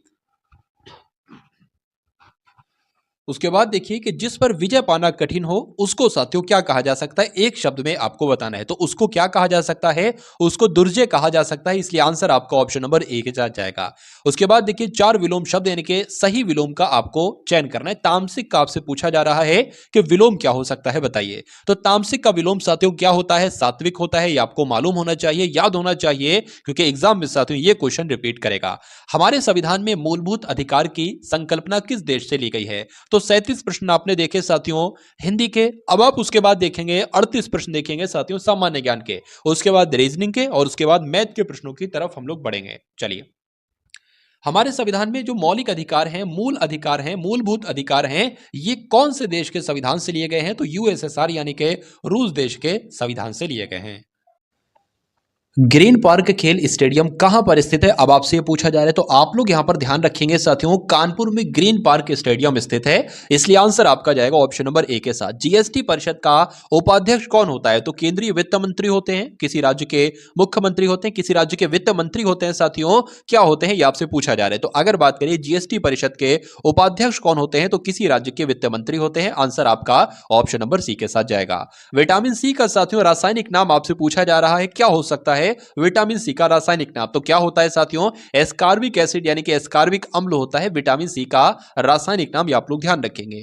उसके बाद देखिए साथियों, ग्लिम्पसेस ऑफ वर्ल्ड हिस्ट्री पुस्तक साथियों किसकी है, किसके द्वारा ये पुस्तक लिखित है, बताइए। तो किसके द्वारा पुस्तक लिखित है साथियों? पंडित जवाहरलाल नेहरू जी के द्वारा ये पुस्तक लिखी है, आंसर आपका सी हो जाता है। दुग्ध उत्पादन के क्षेत्र में भारत का विश्व में कौन सा स्थान है, बताइए। तो दूध के उत्पादन की अगर बात करें साथियों, तो भारत का प्रथम स्थान है, ये आपको मालूम होना चाहिए, आंसर आपका जाएगा ऑप्शन नंबर ए के साथ। तेल एवं प्राकृतिक गैस आयोग का मुख्यालय कहां पर स्थित है? ये आपसे एग्जाम में साथियों प्रश्न बनेगा, पूछा जाएगा, तेल एवं प्राकृतिक गैस आयोग का मुख्यालय कहां पर है? तो आपको लगा देना है साथियों देहरादून में है, आंसर इसलिए आपका किस ऑप्शन के साथ जाएगा, ऑप्शन नंबर सी के साथ जाएगा। चलिए, उसके बाद देखिए बौद्ध धर्म की किस शाखा ने मूर्ति पूजा पर जोर दिया था? बौद्ध धर्म की साथियों शाखाएं थी, हीनयान, महायान, कौन सी शाखा ने, किसने, हीनयान ने या महायान ने मूर्ति पूजा पर जोर दिया था? तो महायान ने साथियों मूर्ति पूजा पर जोर दिया था, यह आपको मालूम होना चाहिए, आंसर आपका बी के साथ जाएगा। लालटेन की अगर बात करें या लैंप की बत्ती की अगर बात करें, इसमें तेल किसके कारण ऊपर चढ़ता है? तो ये किसके कारण साथियों ऊपर चढ़ता है? केशिका क्रिया के कारण ये साथियों ऊपर चढ़ता है, केशिकत्व की वजह से, आंसर आपका क्या होना चाहिए, ऑप्शन नंबर ए के साथ जाना चाहिए। उसके बाद देखिए उत्तर प्रदेश का वर्तमान स्वरूप साथियों कब अस्तित्व में आया, बताने की कोशिश कीजिए। देखिए अगर बात करें साथियों, आपके एग्जाम में यूपी करंट अफेयर भी आई, क्योंकि यूपी का एग्जाम है तो यूपी करंट अफेयर भी आपसे पूछी जाएगी। तो लगभग साथियों मैं आपके लिए 100 प्रश्न लाऊंगा यूपी जीके के, ठीक है। वो अगर आप देख लेते हैं यूपी जीके के 100 क्वेश्चन आप अगर तैयार कर लेते हैं, तो जितने भी यूपी जीके के क्वेश्चन आएंगे करंट अफेयर के, वो साथियों आपकी उसी वीडियो में से ही आ जाएंगे बहुत आराम से। तो इसलिए चैनल को आप सभी लोग सब्सक्राइब करके बेल आइकन पर क्लिक कर लीजिए, और उसके अलावा साथियों डिस्क्रिप्शन में एक व्हाट्सएप ग्रुप है, उसको भी ज्वाइन कर लीजिए, क्योंकि उसकी पीडीएफ साथियों मैं वहां पर अपलोड कर दूंगा, ठीक है ना। उत्तर प्रदेश का वर्तमान स्वरूप साथियों कब अस्तित्व में आया? तो 9 नवंबर 2000 को अस्तित्व में आया, आंसर आपका ए के साथ जाना चाहिए। सेबी से अगर बात करें, सेबी से क्या तात्पर्य है आपसे पूछा जा रहा है, यानी कि सेबी की अगर बात करें इसका पूरा नाम क्या है, बताइए। चलिए, तो हिंदी में इसको क्या कहा जाता है? भारतीय प्रतिभूति एवं विनिमय बोर्ड कहा जाता है, ये आपको मालूम होना चाहिए, आंसर आपका ऑप्शन नंबर बी के साथ जाएगा। ऊन का सबसे ज्यादा उत्पादक कौन सा देश करता है, बताइए। चलिए, तो ऊन का सबसे ज्यादा उत्पादन कहां पर होता है साथियों? ऑस्ट्रेलिया में होता है, आंसर आपका किसके साथ जाएगा, ऑप्शन नंबर बी के साथ जाएगा। उत्तर प्रदेश में रानी लक्ष्मीबाई बांध परियोजना किस नदी पर स्थित है, ये आपसे साथियों पूछा जा रहा है। तो अगर बात करें रानी लक्ष्मीबाई बांध कहां पर है, तो उत्तर प्रदेश में है। पूछा जाए कौन सी नदी पर है, तो बेतवा नदी पर है, इसलिए आंसर आपका अगर है ऑप्शन नंबर बी के साथ तो बिल्कुल करेक्ट है। चलिए साथियों, अगर बात करें 75 प्रश्नों के बाद हम लोग रीजनिंग के प्रश्न देखेंगे और मैथ के प्रश्न देखेंगे। बहुत आसान तरीके से मैं आपको समझा दूंगा, जिनको भी साथियों मैथ का डर है ट्रिक से हम लोग समझेंगे। बहुत ज्यादा स्टेप्स में आपको मैथ रीजनिंग नहीं समझाऊंगा, बहुत आसान तरीके से मैं आपको मैथ और रीजनिंग इतनी समझा दूंगा कि जितने साथियों प्रश्न आपके बनेंगे मैथ के और रीजनिंग के, आपके एग्जाम में एक सिंगल क्वेश्चन आपका गलत नहीं हो सकता। निकट दृष्टि दोष में कौन से लेंस का प्रयोग किया जाता है, आपसे पूछा जा रहा है, बताइए। देखिए निकट दृष्टि दोष की अगर बात करें तो अवतल लेंस का इस्तेमाल किया जाता है, लेकिन दूर दृष्टि दोष में साथियों उत्तल लेंस का इस्तेमाल किया जाता है। ये 2 पॉइंट आपको ध्यान रखना है, तो आंसर आपका बी के साथ जाएगा। मशरूम क्या है, ये एग्जाम में साथियों कई बार आपसे पूछा जा चुका है। तो मशरूम क्या है? मशरूम एक साथियों कवक है, है, ये आपको मालूम होना चाहिए। आंसर आपका ऑप्शन नंबर ए के साथ जाएगा। थाने का भार साधक अधिकारी किसे कहा जाता है बताइए। तो थाने का जो भार साधक अधिकारी होता है सहायक उप निरीक्षक होता है, यानी कि असिस्टेंट ऑफ सब इंस्पेक्टर होता है। आंसर आपका ऑप्शन नंबर बी के साथ जाना चाहिए। अब उसके बाद देखिए अगले नंबर का प्रश्न आपकी स्क्रीन पर है, बताइए। अच्छा, थाने का लेखपाल किसे कहा जाता है बताइए। तो रिकॉर्ड कीपर किसे कहा जाता है या लेखपाल किसे कहा जाता है थाने का? तो हेड कांस्टेबल को कहा जाता है। तो ये बात भी आपको मालूम होना चाहिए। कौन सा देश लैंड ऑफ थंडरबोल्ट के नाम से जाना जाता है? तो किस देश को कहा जाता है साथियों लैंड ऑफ थंडरबोल्ट? आप लोग ध्यान रखेंगे, भूटान को कहा जाता है लैंड ऑफ थंडरबोल्ट। तो आंसर आपका अगर है ऑप्शन नंबर सी के साथ तो बिल्कुल करेक्ट है। गारो और खासी जनजातियां मुख्य रूप से कहां पर पाई जाती हैं? एग्जाम में साथियों प्रश्न बहुत पूछा जाता है। तो आप लोग ध्यान रखेंगे, मेघालय राज्य में साथियों गारो जनजाति भी पाई जाती है और खासी जनजाति भी पाई जाती है, इसलिए आंसर आपका बी हो जाता। भाई बहुत बढ़िया, वेरी गुड क्लास। चलिए उसके बाद देखिए अगले नंबर का प्रश्न। हंटर आयोग की नियुक्ति किस घटना के बाद हुई थी? जलियांवाला बाग हत्याकांड के बाद, 1857 के विद्रोह के बाद, बंगाल विभाजन के बाद साथियों। तो यहां पर अगर बात करें ना, जलियांवाला बाग हत्याकांड जब हुआ था साथियों, उसके बाद नियुक्ति हुई थी किस आयोग की? तो हंटर आयोग की। यह आपका आंसर हो जाएगा। आंसर आपका ऑप्शन नंबर ए के साथ जाएगा। वास्को डी गामा किस देश का साथियों निवासी था? यह आपसे पूछा जा रहा है। तो यह तो पुर्तगाल का साथियों निवासी था। आंसर आपका ऑप्शन नंबर ए के साथ जाएगा। पुर्तगाल का साथियों निवासी था। बी के साथ आपका आंसर जाएगा। चलिए उसके बाद देखिए अगले नंबर का प्रश्न आपकी स्क्रीन पर है। आपसे पूछा जा रहा है कि एशियाई विकास बैंक का हेडक्वार्टर कहां पर साथियों है बताइए। चलिए तो यहां पर अगर बात करें कहां पर इसका हेडक्वार्टर है, फिलीपींस की राजधानी मनीला में एशियाई विकास बैंक का मुख्यालय स्थित है। यह आपको मालूम होना चाहिए। आंसर आपका ऑप्शन नंबर सी के साथ जाएगा। उसके बाद देखिए भारत के राष्ट्रपति की पद चुनाव की प्रक्रिया निम्नलिखित में से कौन भाग नहीं लेता है? देखिए राष्ट्रपति को हम और आप नहीं चुनते हैं, यानी कि हमारे द्वारा जो लोग चुने गए हैं एक तरीके से वो लोग चुनते हैं राष्ट्रपति को। यानी कि कहा जा सकता है साथियों राष्ट्रपति का एक निर्वाचक मंडल होता है, उसमें वो लोग होते हैं जो राष्ट्रपति का चुनाव करते हैं। अब यहां पर सवाल साथियों ये पैदा होता है कि कहां के सदस्य राष्ट्रपति को चुनते हैं? तो लोकसभा के सदस्य राष्ट्रपति का चुनाव करते हैं, राज्यसभा के लोग वोट देते हैं और विधानसभा के लोग वोट देते हैं, लेकिन विधान परिषद के सदस्य साथियों वोट नहीं देते हैं, नहीं दे सकते हैं राष्ट्रपति के चुनाव के लिए। तो यही आपका राइट आंसर हो जाएगा। आंसर आपको ऑप्शन नंबर डी के साथ जाएगा।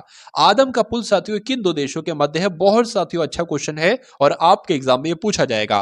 तो भारत और श्रीलंका के बीच साथियों आदम का पुल स्थित है, इसलिए आंसर आपका अगर ऑप्शन नंबर ए के साथ तो बिल्कुल करेक्ट है। चलिए अब आपसे पूछा जा रहा है कि HTTP से साथियों फुल फॉर्म क्या है बताने की कोशिश की। तो इसकी फुल फॉर्म क्या होना चाहिए? हाइपर टेक्स्ट ट्रांसफर प्रोटोकॉल होनी चाहिए, यानी कि आंसर आपका किस ऑप्शन के साथ जाएगा? ऑप्शन नंबर ए के साथ जाएगा। भारत में श्वेत क्रांति का जनक साथियों किसे कहा जाता है? तो इनका नाम आप लोग ध्यान रखेंगे डॉक्टर वर्गीज कुरियन का। क्यों? क्योंकि डॉक्टर वर्गीज कुरियन को ही श्वेत क्रांति का जनक कहा जाता है। उसके बाद देखिए अगले नंबर का प्रश्न है कि सलाल परियोजना साथियों किस नदी पर स्थित है बताइए। तो सलाल परियोजना की अगर बात करें किस नदी पर स्थित है, तो यह साथियों चिनाब नदी पर स्थित है, इसलिए राइट आंसर आपका ऑप्शन नंबर सी हो जाता है। सार्क का सचिवालय कहां पर है बताइए। तो सार्क का सचिवालय कहां पर स्थित है साथियों? काठमांडू में स्थित है। ये आपको ध्यान रखना है। आंसर आपका ऑप्शन नंबर सी के साथ जाएगा। और एक अच्छा क्वेश्चन देखिए कि सितार और तबले का आविष्कारक किसे माना जाता है बताइए। तो सितार और तबले का आविष्कारक किसे माना जाता है? अमीर खुसरो को माना जाता है, इसलिए राइट आंसर आपका जो जाएगा वो ऑप्शन नंबर ए के साथ जाएगा। तो जिनका आंसर यहां पर ए है बिल्कुल करेक्ट है। उसके बाद देखिए आर्यों की विस्तृत जानकारी हमें किस वेद से होती है? आपने चारों वेदों को पढ़ा होगा साथियों, मतलब इनसे संबंधित जो प्रश्न बनते हैं उनके बारे में आपको मालूम होना चाहिए। अगर बात करें साथियों आर्यों की हमें जानकारी कौन से वेद से मिलती है, तो ऋग्वेद से मिलती है।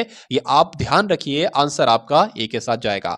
पाकिस्तान शब्द के जन्मदाता कौन है? ये बहुत इंपॉर्टेंट क्वेश्चन है साथियों। तो नाम आपको किसका याद रखना है? चौधरी रहमत अली का नाम आपको ध्यान रखना है। क्यों? क्योंकि ये पाकिस्तान शब्द के जन्मदाता थे। अब पाकिस्तान जैसे देश के जन्मदाता हैं तो साथियों इनका नाम तो आपको मालूम होना चाहिए, क्योंकि ये आपसे एग्जाम में पूछा जा सकता है। खैर चलिए उसके बाद देखिए अगला प्रश्न है कि सविनय अवज्ञा आंदोलन किस वर्ष आरंभ किया गया? ये आपसे पूछा जा रहा है बताइए। तो सविनय अवज्ञा आंदोलन साथियों कब शुरू किया गया था?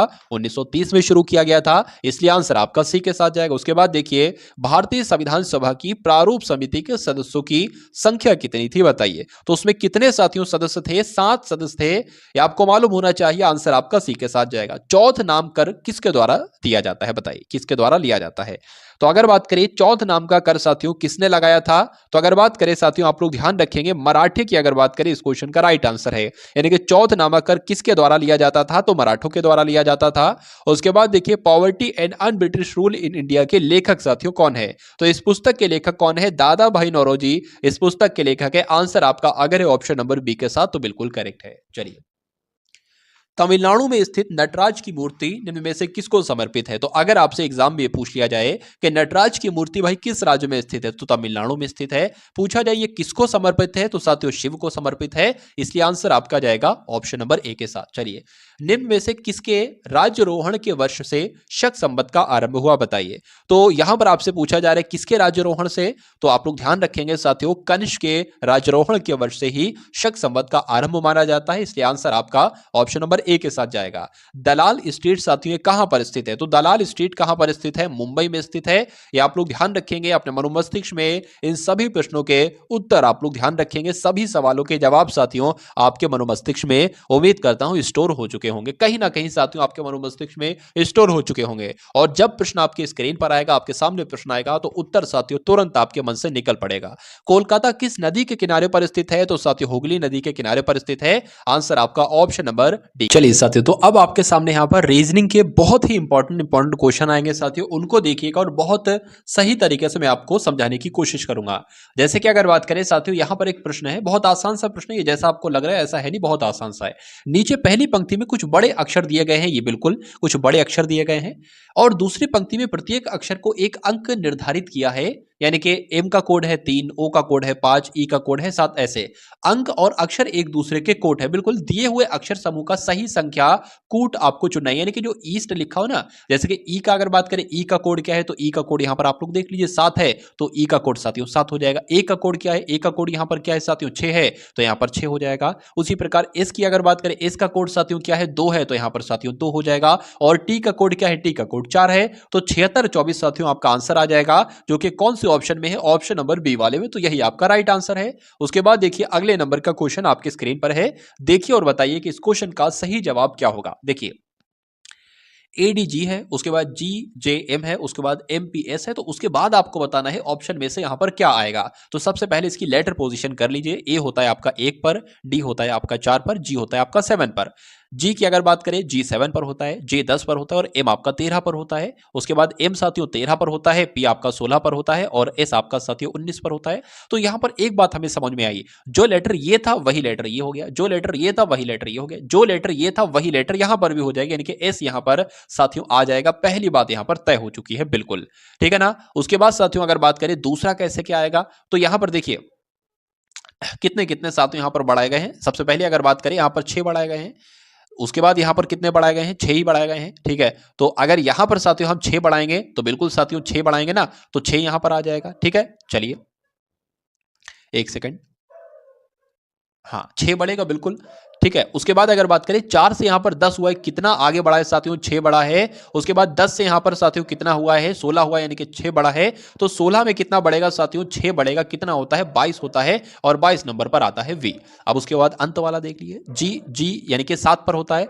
7 से साथियों कितना हो गया है, 7 से ये बढ़ गया है कितना साथियों 6 बढ़ा है, और 13 से 19 हुआ है, ये कितना बढ़ा है 6 बढ़ा है। तो 19 में जब 6 बढ़ाएंगे तो कितना आएगा साथियों 25 आएगा, और 25 नंबर पर वाई आता है, यानी कि आंसर आपका जो जाएगा वो एस वी वाई के साथ जाएगा, जो कि कौन से ऑप्शन में लिखा हुआ है, ऑप्शन नंबर बी वाले में लिखा हुआ है। तो जिनका आंसर यहां पर ऑप्शन नंबर बी था तो बिल्कुल करेक्ट था।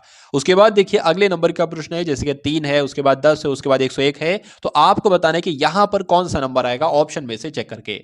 तो देखिए 3 से ये 10 कैसे हुआ है, सबसे पहले अगर बात करें या तो 3 तिया 9 कर दो, ठीक है, 3 तिया 9 करके हम लोग देखते हैं। चलिए 3 तिया अगर 9 करेंगे, सॉरी 3 की गुणा 3 से करेंगे और 1 जोड़ देंगे 10 हो जाएगा।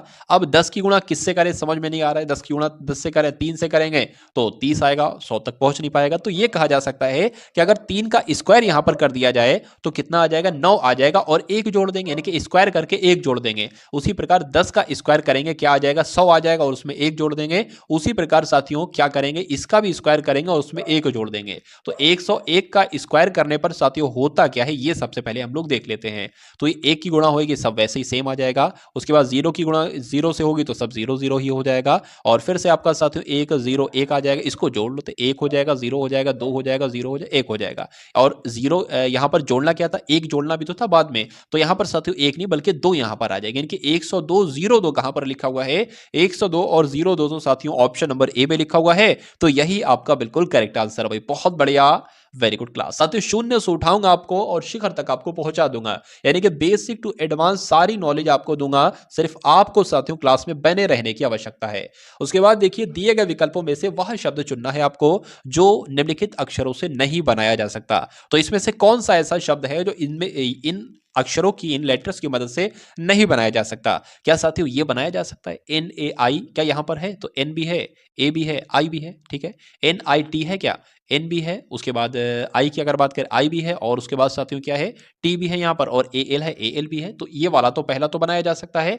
टेलर बनाया जा सकता है क्या? TAI है क्या? यहाँ पर T भी है, A भी है और I भी है। LOR है तो O भी हो गया, L भी हो गया, R है क्या? R है, R भी है बिल्कुल। तो दूसरा वाला भी साथियों बनाया जा सकता है। तीसरा वाला बनाया जा सकता है EARN। तो E क्या है? E भी है, R भी है, N भी है, और यहाँ पर साथियों मतलब सब है, ये भी मिल जाएगा। लेटर की अगर बात करें, ये वाला बनाया जा सकता है। चौथा वाला LETT, यहाँ पर देखते हैं हम लोग, एल भी है, एल किधर गया साथियों? एल आपका ये हो गया, ई किधर गया आपका? ई आपका ये हो गया, डबल टी किधर गया? एक तो टी ये हो गया और एक टी आपका ये हो गया, ठीक है। उसके बाद दूसरा ई किधर गया? दूसरा ई नहीं मिल रहा है, आर है लेकिन दूसरा ई नहीं है। तो यहां पर साथियों जो 2 बार ई था, इस वजह से ये वाला नहीं बनाया जा सकता है। तो यही हमारा बिल्कुल सही जवाब हो जाता है।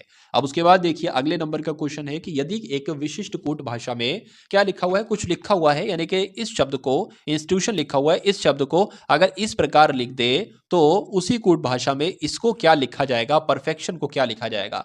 अगर आप इसको जरा सा ध्यान से देखेंगे तो इसको ही उलट के लिए लिख दिया गया है, यानी कि आई सबसे पहले है तो सबसे अंत में लिख दिया गया है, दूसरे नंबर पर एन है तो अंत से दूसरे नंबर पर लिख दिया गया है, यहां पर एन सबसे अंत में है तो सबसे पहले लिख दिया गया। बहुत आसान सा प्रश्न है, ठीक है। यानी कि सबसे पहले हम क्या लिखेंगे? एन लिखेंगे, फिर ओ लिखेंगे, फिर आई लिखेंगे, फिर टी लिखेंगे, फिर सी लिखेंगे, फिर ई लिखेंगे, फिर साथियों एफ लिखेंगे, और फिर साथियों आर लिखेंगे, और फिर ई लिखेंगे, और फिर पी लिखेंगे। तो ऐसा कहां पर साथियों लिखा हुआ है ये आप लोग देख पा रहे होंगे, NINOITCEFEFREP। तो ऐसा तो साथियों ऑप्शन नंबर सी में नजर आ रहा है आपको और मुझे भी। तो यही आपका बिल्कुल सही जवाब हो जाता है भाई, बहुत बढ़िया, वेरी गुड क्लास। साथियों इसी प्रकार से अगर आप पढ़ते रहे तो सिलेक्शन आपकी मुट्ठी में होगा बहुत आराम से, ठीक है ना। बहुत आराम से साथियों वैकेंसी में एक सीट आपको बहुत आराम से मिल जाएगी। चलिए उसके बाद देखिए प्लस का अर्थ है घटाना, बिल्कुल। और उसके बाद यहां पर क्या लिखा है? यहां पर साथियों माइनस है, माइनस का अर्थ है गुणा करना, बिल्कुल सही बात है। उसके बाद लिखा है यहां पर जो है ना वो भाग का निशान है, भाग का अर्थ है जोड़ना, और गुणा का अर्थ है विभाजित करना। तो इसको आपको कैलकुलेट करना है, यानी कि जहां पर गुणा दिखे तो देखो भाई गुणा का क्या अर्थ है वो लगा दोगे।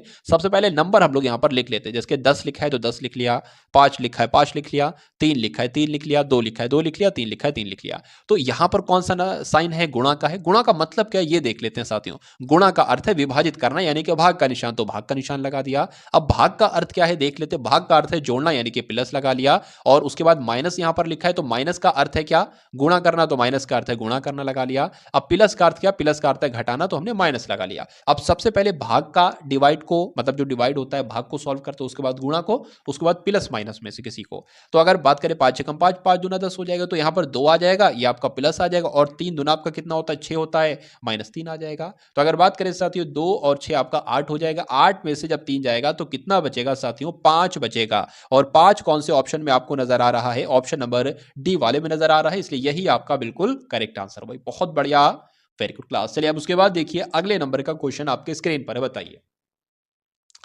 यहां पर अगर साथियों बात करते हैं कि सूरज 2 किलोमीटर पूर्व की ओर चलता है, तो सूरज 2 किलोमीटर साथियों क्या चलता है? पूरब की ओर चलता है। 2 किलोमीटर हम पूरब की ओर चला लेंगे, तो यहां से है, मान लीजिए पूरब की ओर 2 किलोमीटर चलता है, ठीक है। उसके बाद फिर वह दक्षिण की ओर मुड़ता है और 6 किलोमीटर चलता है। दक्षिण की ओर चला साथियों, 6 किलोमीटर हमने इसको चला लिया। उसके बाद और 6 किलोमीटर चलता है, फिर वह पूरब की ओर मुड़ता है और 2 किलोमीटर चलता है। पूरब की ओर फिर इसने मुड़ा और ये कितना चला? 2 किलोमीटर चला, ठीक है। उसके बाद फिर वह उत्तर की ओर मुड़ जाता है। उत्तर की ओर साथियों जो है ना वो मुड़ जाता है, उत्तर की ओर ये मुड़ जाएगा, ठीक है। उत्तर की ओर मुड़ जाता है और 12 किलोमीटर चलता है, यानी कि 6 तो यहां तक चल जाएगा और 6 आपका यहां तक चल जाएगा, तो ये कुल मिला के 12 हो जाएगा। उसके बाद एक सेकेंड, हाँ, तो यहां से यहां तक 6 किलोमीटर चलता है, ये है ना, ये 6 है, तो जाहिर सी बात है ये भी 6 होगी, और 6 इसको हम और चला लेते तो ये आपका 12 किलोमीटर चल जाएगा। सूरज आरंभिक बिंदु से कितनी दूरी पर है? आरंभिक बिंदु तो साथियों उसकी ये थी, यानी कि ये यहां से लेके ये कितनी दूरी बनेगी ये आपसे पूछा जा रहा है, यानी कि ये दूरी कितनी बनेगी ये आपको बताना है। देखिए ये 2 है, अगर इसको भी हम खींच लेते हैं तो ये नीचे की वैल्यू कितनी हो जाएगी, 2 और 2 6 हो जाएगी, ये वाली इसको जोड़ेंगे तो नीचे तो आपकी साथियों 4 हो जाएगी, मतलब 2 ये और 2 ये वाली 4 हो जाएगी। ऊपर वाली ये वाली कितनी हो जाएगी साथियों, 6 हो जाएगी। तो अगर बात करें आधार आपका 4 है और लंबाई 6 है, तो कण आपको पता करना है। तो इसका सूत्र होता है साथियों, सूत्र कैसे निकालेंगे, कण का स्क्वायर बराबर आधार का स्क्वायर प्लस लंब का स्क्वायर। तो कण आपको ज्ञात करना है, कण स्क्वायर बराबर क्या हो जाए, a का स्क्वायर करेंगे, आधार क्या है, आधार 4 है यानी कि 4 चौक 16 आपका आ जाएगा, और आपका लंब कितना है, 6 है यानी कि 36 आ जाएगा। जब इसको साथियों आप जोड़ोगे तो कितना निकल कर आएगा, के स्क्वायर बराबर 6 6 12 हो जाएगा, और ये आपका 52 निकल कर यहां पर आएगा। अब के स्क्वायर है ना, तो साथियों के बराबर क्या हो जाएगा, अंडर रूट में हो जाएगा, यानी कि के बराबर अंडर रूट 52 यहां पर साथियों हो जाएगा। तो क्या अब कण इसकी लंबाई कितनी निकली, इसकी निकली जो है लंबाई वो रूट 52 निकली है। अब क्या रूट 52 यहां पर साथियों ऑप्शन में है, तो नहीं है। अब रूट 52 साथियों यहां पर अगर ऑप्शन में नहीं है तो हमें यह पता करना होगा। अब कैसे आंसर हम निकालेंगे, बहुत आसान तरीका मैं आपको यहां पर समझा रहा हूं और बता रहा हूं। देखिए इनकी इनकी आपस में 2 बार गुणा, यानी कि अगर ये आंसर होगा ना तो रूट 52, यहां पर एक बात ये भी आपको ध्यान रखना है, रूट 52 आए, यानी कि अगर 7.6 की साथियों गुणा हम करा के देखते हैं, 7.6 ठीक है, फिर मैं आपको बताता हूं। 6 छंग आपका 36 हो जाएगा, ठीक है, 6 छंग आपका कितना हो जाएगा, 36 हो जाएगा, 6 7 42 हो जाएगा, और 3 आपका 45 हो जाएगा, 7 छंग आपके 42 हो जाएंगे, ठीक है, 7 7 49 और आपके 4 53 हो जाएंगे। इसको जरा आप कैलकुलेट कीजिए, 6 आ गया, उसके बाद साथियों 7 आ गया, उसके बाद 7 आ गया, उसके बाद यहाँ पर कितना आ गया, 5 आ गया। अगर ये 52 आ जाता साथियों तो ये आपका आंसर हो जाता, लेकिन 52 नहीं आया, तो रूट 52 हमें चाहिए। अब ऑप्शन नंबर बी वाले को जरा ऐसे ही कट करके देखो इसको, ठीक है, 7.2 है ना, 72 लिख लेते हैं, पॉइंट 2 बाद में लगा देंगे बाद में, 2 दूना 4 हो जाएगा, 7 दूना आपका 14 हो जाएगा, 7 दूना आपका 14 हो जाएगा, 7 7 49 और एक आपका 50 हो जाएगा, ठीक है। अगर बात करें 4 और ये 4 आपका 8 हो जाएगा, ये आपका 51 हो जाएगा। तो लगभग लगभग देखिए पॉइंट कहां पर था, पॉइंट 2 नंबर के बाद था, ठीक है, यानी कि 72 7.2 गुणा 7.2, तो एक नंबर 2 के बाद था, 2 के बाद लगा, तो ये किसके नजदीक आपको मिल रहा है, 51.84, यानी कि बिल्कुल साथियों 52 के आसपास मिल रहा है, तो यही आपका आंसर होगा। अब रूट 52 था नहीं ऑप्शन में, तो साथियों ऐसे ही हम करा पाए थे, ठीक है। चलिए ऐसे ही आपका हो पाएगा, सॉल्यूशन आपका ऐसा ही हो पाएगा। और कोई तरीका, वैसे तरीके तो बहुत हैं, रूट 52 को भी उस तरीके से कर सकते हैं ताकि आपका 7.2 किलोमीटर आ जाए, लेकिन ये भी आसान सा तरीका भी आप कर सकते हैं। उसके बाद देखिए अगले नंबर का प्रश्न आपकी स्क्रीन पर है, देखिए और राइट आंसर यहां पर बताइए क्या हो सकता है। देखिए इस तरीके के सवाल को करने का बहुत आसान तरीका मैं आपको समझा रहा हूं। सबसे पहला आपको काम ये करना है कि जितने भी यहां पर लेटर लिखे हैं, जितनी भी खाली जगह है, उनको काउंट कर लो, सबसे पहला नंबर। अगर बात करें यहां पर साथियों ये क्या है, ये देखिए ये ए नहीं है, सब में सी सी आ रहा है, तो ये सी ही होगा, हो सकता है सी होगा। तो 1 2 3 4 5 6 7 8 9 10 11 12 13 14 15 16 17 18, यानी कि 18 मिला के साथियों कुल लेटर होंगे।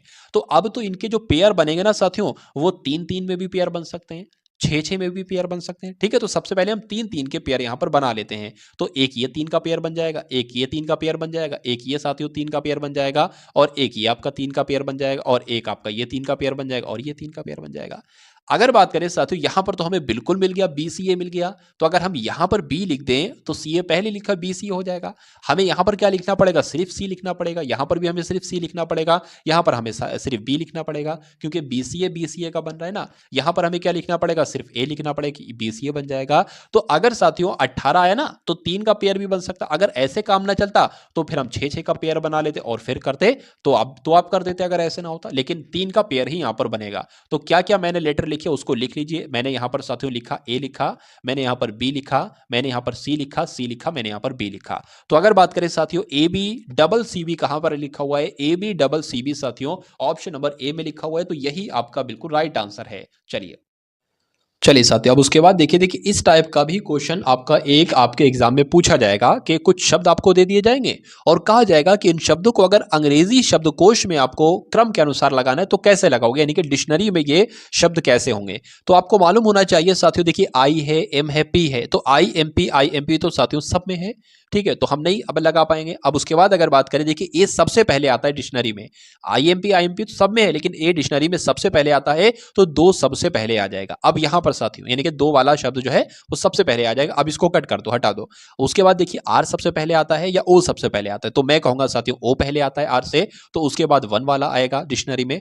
अब इसको देख लीजिए, पी आर यहां पर भी, पी आर यहां पर भी, अच्छा ओ भी यहां पर, ओ भी यहां पर, वी भी सेम है, वी भी सेम है। अब आई पहले आता है या ई पहले आता है, तो मैं कहूंगा ई पहले आता है, तो चार वाला पहले आ जाएगा, उसके बाद तीन आ जाएगा। यानी कि जो डिक्शनरी में क्रम रहेगा वो 2143 रहेगा। और 2143 साथियों जैसे ऑप्शन नंबर किस में है, 2143 साथियों ऑप्शन नंबर डी में है साथियों, और यही आपका क्या होगा, राइट आंसर हो जाएगा। ये चार एक्स्ट्रा लिखा है उसमें। चलिए उसके बाद देखिए साथियों कि यहां पर अगर बात करें साथियों 7 है, उसके बाद 8 है, उसके बाद 11 है, उसके बाद 16, उसके बाद 23 है। तो अगला नंबर साथियों क्या होगा, ये आपसे पूछा जा रहा है। देखिए यहां पर अगर बात करें एक नंबर बड़ा है, यहां पर साथियों 3 नंबर बड़े हैं, 11 से 16 होने में साथियों 5 नंबर बड़े हैं, और 16 से 23 होने में 7 नंबर बड़े हैं। तो जाहिर सी बात है यहां पर साथियों 9 नंबर ही बढ़ेंगे, और जब 9 नंबर यहां पर बढ़ेगा तो क्या आ जाएगा साथियों, 32 आ जाएगा, जो कि आपका ऑप्शन नंबर ए में है। उसके बाद देखिए अगले नंबर का प्रश्न है, देखिए और बताइए साथियों यहां पर राइट आंसर के रूप में क्या आ सकता है, बताइए। देखिए सबसे पहले अगर बात करें ना, यहां पर कितना बढ़ाया गया, सबसे पहले लेटर पोजीशन लिख ले, क्या करें, इतना तो पता है ये 4 पर आता है, 2 बढ़ाया गया एफ हो गया, फिर ये एच हो गया, 2 बढ़ाया गया, जो 2 बढ़ाएगा मतलब 2 ही बढ़ाएगा, तो यहां पर साथियों एल आ जाएगा। और एल एक तो साथियों इस ऑप्शन में है और एक आपका इस ऑप्शन में है। उसके बाद अगर बात करते हैं साथियों यहां पर के से 11 से क्या हो गया है, 10 हो गया, मतलब एक घटाया गया, फिर 9 यानी कि आई हो गया, एक घटाया गया, फिर एक घटाया गया, और फिर जब एच में से एक घटाएंगे तो साथियों क्या आ जाएगा, जी आ जाएगा। और जी कौन से ऑप्शन में है साथियों, जी तो यहां पर किसी ऑप्शन में नहीं है ना, ठीक है। अच्छा हाँ, sorry sorry sorry, L G Q है तो ये ठीक है, तो इसलिए आंसर आपका किस ऑप्शन के साथ जाएगा, ऑप्शन नंबर डी के साथ जाएगा। उसके बाद देखिए किसी सांकेतिक भाषा में डी आई एस सी को 8749 लिखा जाता है, और ए सी एच ई को 3950 लिखा जाता है, तो एच ई ए डी को क्या लिखा जाएगा, ये साथियों कोड है। एच का कोड यहां पर क्या है, तो एच का कोड साथियों 5 है, ये देखिए एच का कोड क्या हो गया, 5 हो गया, तो यहां पर 5 आ जाएगा। ई का कोड की अगर बात करें तो ई कहां पर है, ई यहां पर है, ई का कोड साथियों 0 होता है, तो 0 आ गया। ए का कोड क्या है, ए का कोड साथियों ये आप लोग देख सकते हैं 3 है, तो यहां पर 3 आ गया। डी का कोड क्या है, डी ये है साथियों, डी का कोड आपका 8 हो जाएगा, तो 5038 आपका आंसर जाएगा, जो कि ऑप्शन नंबर सी में है, और यही आपका राइट आंसर है। उसके बाद देखिए नेक्स्ट नंबर का क्वेश्चन, निम्नलिखित आकृतियों में से उस आकृति को चुनना है जो अन्य आकृतियों से बिल्कुल अलग है। यहां पर देखिए अगर बात करें क्या मामला चल रहा है, यहां पर ये एरो जो है ना साथियों ऐसे घूम रहा है, देखिए ऐसे, ये ऐसे करके इस टाइप से मतलब एरो घूम रहा है, तो ये ऐसे गया, उसके बाद ऐसे चल के साथियों ये एरो इधर आ गया, और इधर ऐसे चल के साथियों ये एरो इधर आ गया, तो अब एरो ऐसे घूम के इधर की तरफ जाना चाहिए था, ठीक है, और ये अपोजिट आ रहा है, तो सबसे अलग इसमें से कौन सा होगा, ऑप्शन नंबर डी वाला होगा, तो यही आपका साथियों राइट आंसर है। उसके बाद देखिए अगले नंबर का प्रश्न आपकी स्क्रीन पर है। चलिए कहा जा रहा है कि 1 जनवरी को शुक्रवार है, तो एक अधिवर्ष में मार्च का प्रथम दिन साथियों क्या होगा, आपसे पूछा जा रहा है। अगर बात करें साथियों यहां पर 1 जनवरी को शुक्रवार है और अधिवर्ष कहा गया यानी कि फरवरी साथियों 29 दिन की होगी, तो 1 जनवरी को शुक्रवार है, ठीक है भाई साहब, 1 जनवरी को शुक्रवार हो गया। बाकी के पूरे जनवरी, वैसे तो जनवरी 31 की होती है, 1 जनवरी हट गया, तो 30 दिन आपके जनवरी के हो गए, 29 दिन आपके फरवरी के हो गए, और उसके बाद लिखा है कि मार्च का प्रथम दिन क्या होगा, मार्च का प्रथम दिन मार्च का आपका 1 दिन हो गया। इस तरीके का सवाल आएगा तो ऐसा ही आप करोगे, कितने हो गए, 30 और 59 और 61 हो गए, यानी कि कुल मिला के 60 दिन हो गए। 60 को 7 से आप विभाज्य करोगे, 7 अट्ठी 56 जाएगा। विषम दिनों की संख्या कितनी है, 4 है, तो अब शुक्रवार में साथियों 4 मिला दोगे, यानी कि शुक्रवार में 4 दिन आगे कर दोगे, तो शुक्रवार, शनिवार, रविवार, सोमवार, मंगलवार, ठीक है ना, मंगलवार आपका आ गया, तो मंगलवार आपका साथियों राइट आंसर हो जाएगा। बहुत बढ़िया, वेरी गुड क्लास। चलिए अब उसके बाद देखिए नेक्स्ट नंबर का क्वेश्चन आपकी स्क्रीन पर है, बताइए। यहां पर अगर साथियों बात करें कि मेरी कक्षा में सभी विद्यार्थी बुद्धिमान हैं, ठीक है, दिए गए कथनों में से कौन सा निष्कर्ष निकाला जा सकता है, ये आपसे साथियों पूछा जा रहा है। अगर बात करें मेरी कक्षा में सभी विद्यार्थी बुद्धिमान हैं, ठीक है, उसके बाद लिखा है कि अक्षय बुद्धिमान नहीं है, यानी कि कहा जा सकता है अक्षय मेरी कक्षा का नहीं होगा। अक्षय के अतिरिक्त सभी बुद्धिमान है, ये ऐसा कहा गया है। अक्षय मेरी कक्षा का विद्यार्थी नहीं है, बुद्धिहीन विद्यार्थी नहीं है, या कुछ विद्यार्थी बुद्धिहीन नहीं है। देखिए इन दोनों कथनों के अकॉर्डिंग जो सबसे सही होगा ना वो ये होगा, मेरी कक्षा के जितने भी विद्यार्थी, मान लीजिए 100 विद्यार्थी हैं तो सभी बुद्धिमान है, अक्षय बुद्धिमान नहीं है, इसका मतलब साथियों अक्षय जो है वो मेरी कक्षा का नहीं, आंसर आपका बी के साथ जाएगा।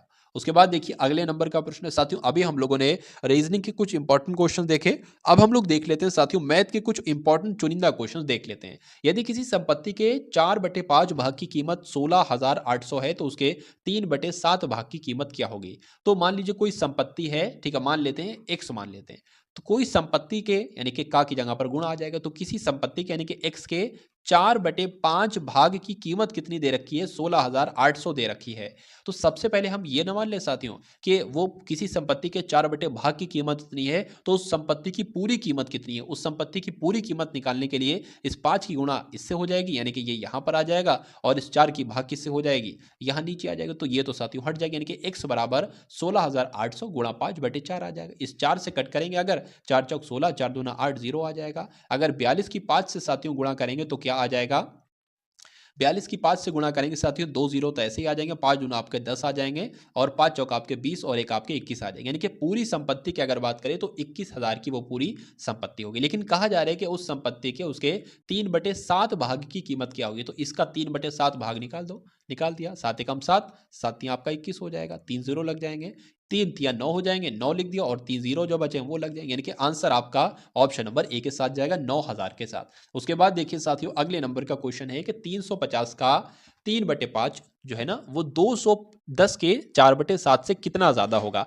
कहीं पर भी ये का लिखे तो गुणा इसका मतलब होता है, यानी कि 350 लिखा मैंने, का मतलब गुणा होता है, 3/5 लिख दिया, यानी कि ये जो है ना साथियों ये 210 के 4/7 से कितना अधिक होगा। तो देख लेते साथियों, 5 एकम 5 हो जाएगा, 5 सत्ते 35 हो जाएंगे, 7 तियां आपका 21 हो जाएगा, यानी कि 210 तो ये हो जाएंगे, और 7 एकम 7 हो जाएगा, 7 तियां 21 हो जाएगा, 4 तियां 12 ये हो जाएंगे। तो अब देख लीजिए डिफरेंस साथियों कितना है, 120 से साथियों 210 है, तो डिफरेंस कितना है, कितना ज्यादा है ये, तो जाहिर सी बात है 90 ज्यादा है, 90 ज्यादा है, तो आंसर आपका 90 के साथ जाएगा, ऑप्शन नंबर डी के साथ।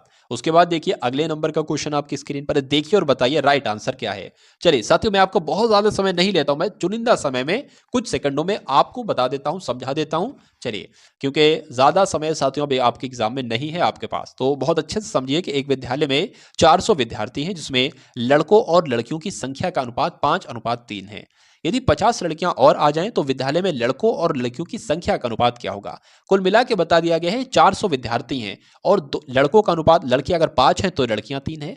तो अब अगर हम ये कहें अगर 400 विद्यार्थी हैं, कुल मिला के लड़के कितने हैं, कुल मिला के लड़कियां कितनी, तो कैसे कराओगे, ऐसे कराओगे। अगर लड़कों का अनुपात ज्ञात करना है साथियों, तो लड़कों का अनुपात 5 है तो 5 लिख लोगे, इसके बटे में क्या लिखोगे, इन दोनों का जोड़ लिखोगे, यानी कि 8 लिखोगे। ये क्या निकलेगा, ये बॉय निकलेगा, ये के बॉय कितने हैं, बॉय निकल जाएंगे, 8 एकम 8 हो जाएगा, 8 पंजे 40 हो जाएगा, 5 पंजे 25, यानी कि 250 कितने हो जाएंगे साथियों, बॉयज हो जाएंगे। जाहिर सी बात है 250 जब बॉयज हो जाएंगे तो गर्ल्स कितनी रह जाएंगी साथियों, 150 गर्ल्स हो जाएंगी, ठीक है, 400 कुल मिला के, है ना।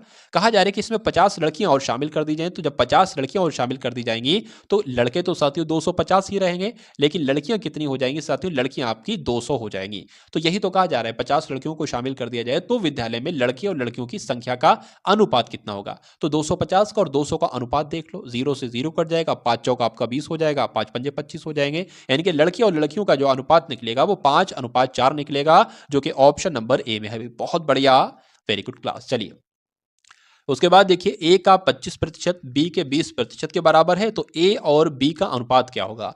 क्या लिखा हुआ है साथियों, अगर बात करें का लिखा है तो गुणा लगा दो आराम से, कोई दिक्कत नहीं है साथियों। देखिए ए का 25% यानी कि 25/100, ये जो है ना साथियों ये बी के 20%, देखिए 20% का मतलब क्या होता है 20/100, 25% का मतलब क्या होता है 25/100, ये आपको मालूम होना चाहिए। 25 से कम 25 हो जाएगा, 25 चौक आपके 100 हो जाएगा, 20 से कम 20 हो जाएगा, 20 25 100 हो जाएगा। अब बी यहां पर लिखा हुआ ए की गुणा जब 1 से करोगे तो क्या आ जाएगा साथियों, ए ही आ जाएगा, a/4, और बी की गुणा 1 से करोगे तो क्या आ जाएगा, बी ही आ जाएगा, यानी कि b/5 आ जाएगा। तो अगर बात करें साथियों ये 4 चला जाएगा उधर और वो बी आ जाएगा इधर, यानी कि हो जाएगा आपका a/b बराबर 4/5, यानी कि ए और बी का अनुपात कितना निकला, 4:5 निकला, और यही आपसे साथियों पूछा जा रहा था। आंसर आपका जाएगा ऑप्शन नंबर बी के साथ। उसके बाद देखिए अगले नंबर का क्वेश्चन आपके स्क्रीन पर है, देखिए और बताइए राइट आंसर क्या होगा।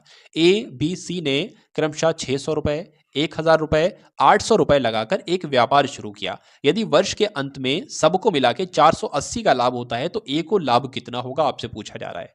चलिए ए को लाभ कितना होगा साथियों, ये आपसे पूछा जा रहा है। देखिए जितने रुपए लगाए हैं इन लोगों ने उतने ही अनुपात में उनको लाभ मिलेगा। जैसे कि इन लोगों ने कितने कितने रुपए लगाए थे, एक ने 600 लगाए हैं, एक ने 1000 रुपए लगाए हैं, एक ने 800 रुपए लगाए हैं। अगर इनका अनुपात निकाले साथियों, 2 जीरो ये कट गए, 2 जीरो ये कट गए, 2 जीरो ये कट गए, 2 से एक बार फिर कट करो, 2 तियां 6, 2 पंजे 10 और 2 चौक 8, यानी कि इतने अनुपात में उन्होंने पैसे लगाए हैं तो इतने ही अनुपात में उनको प्रॉफिट मिलेगा। अगर बात करें कुल मिला के प्रॉफिट जो है वो 480 है। पूछा किसका गया, ए का प्रॉफिट पूछा गया, यानी कि इसका, तो इसका प्रॉफिट लिख लेंगे और बटे में कौन सी संख्या आएगी, इन तीनों का क्या आ जाएगा, योग आ जाएगा, यानी कि 5 4 9 9 और आपका 3 12, यानी कि ये आपका ए का कैलकुलेट करा दोगे, ए का लाभ आ जाएगा 12 कम 12, 12 चौक आपके 48 हो जाएंगे, 4 3 आपके 12 हो जाएंगे, यानी कि 120 जो मिलेगा साथियों वो ए का प्रॉफिट होगा, ए का लाभ होगा। उसके बाद देखिए अगले नंबर का साथियों क्वेश्चन आपकी स्क्रीन पर है। 5 लड़कों की औसत आयु जो है ना वो कितनी है साथियों, 12 वर्ष है। 3 अन्य लड़कों की औसत आयु 16 वर्ष है।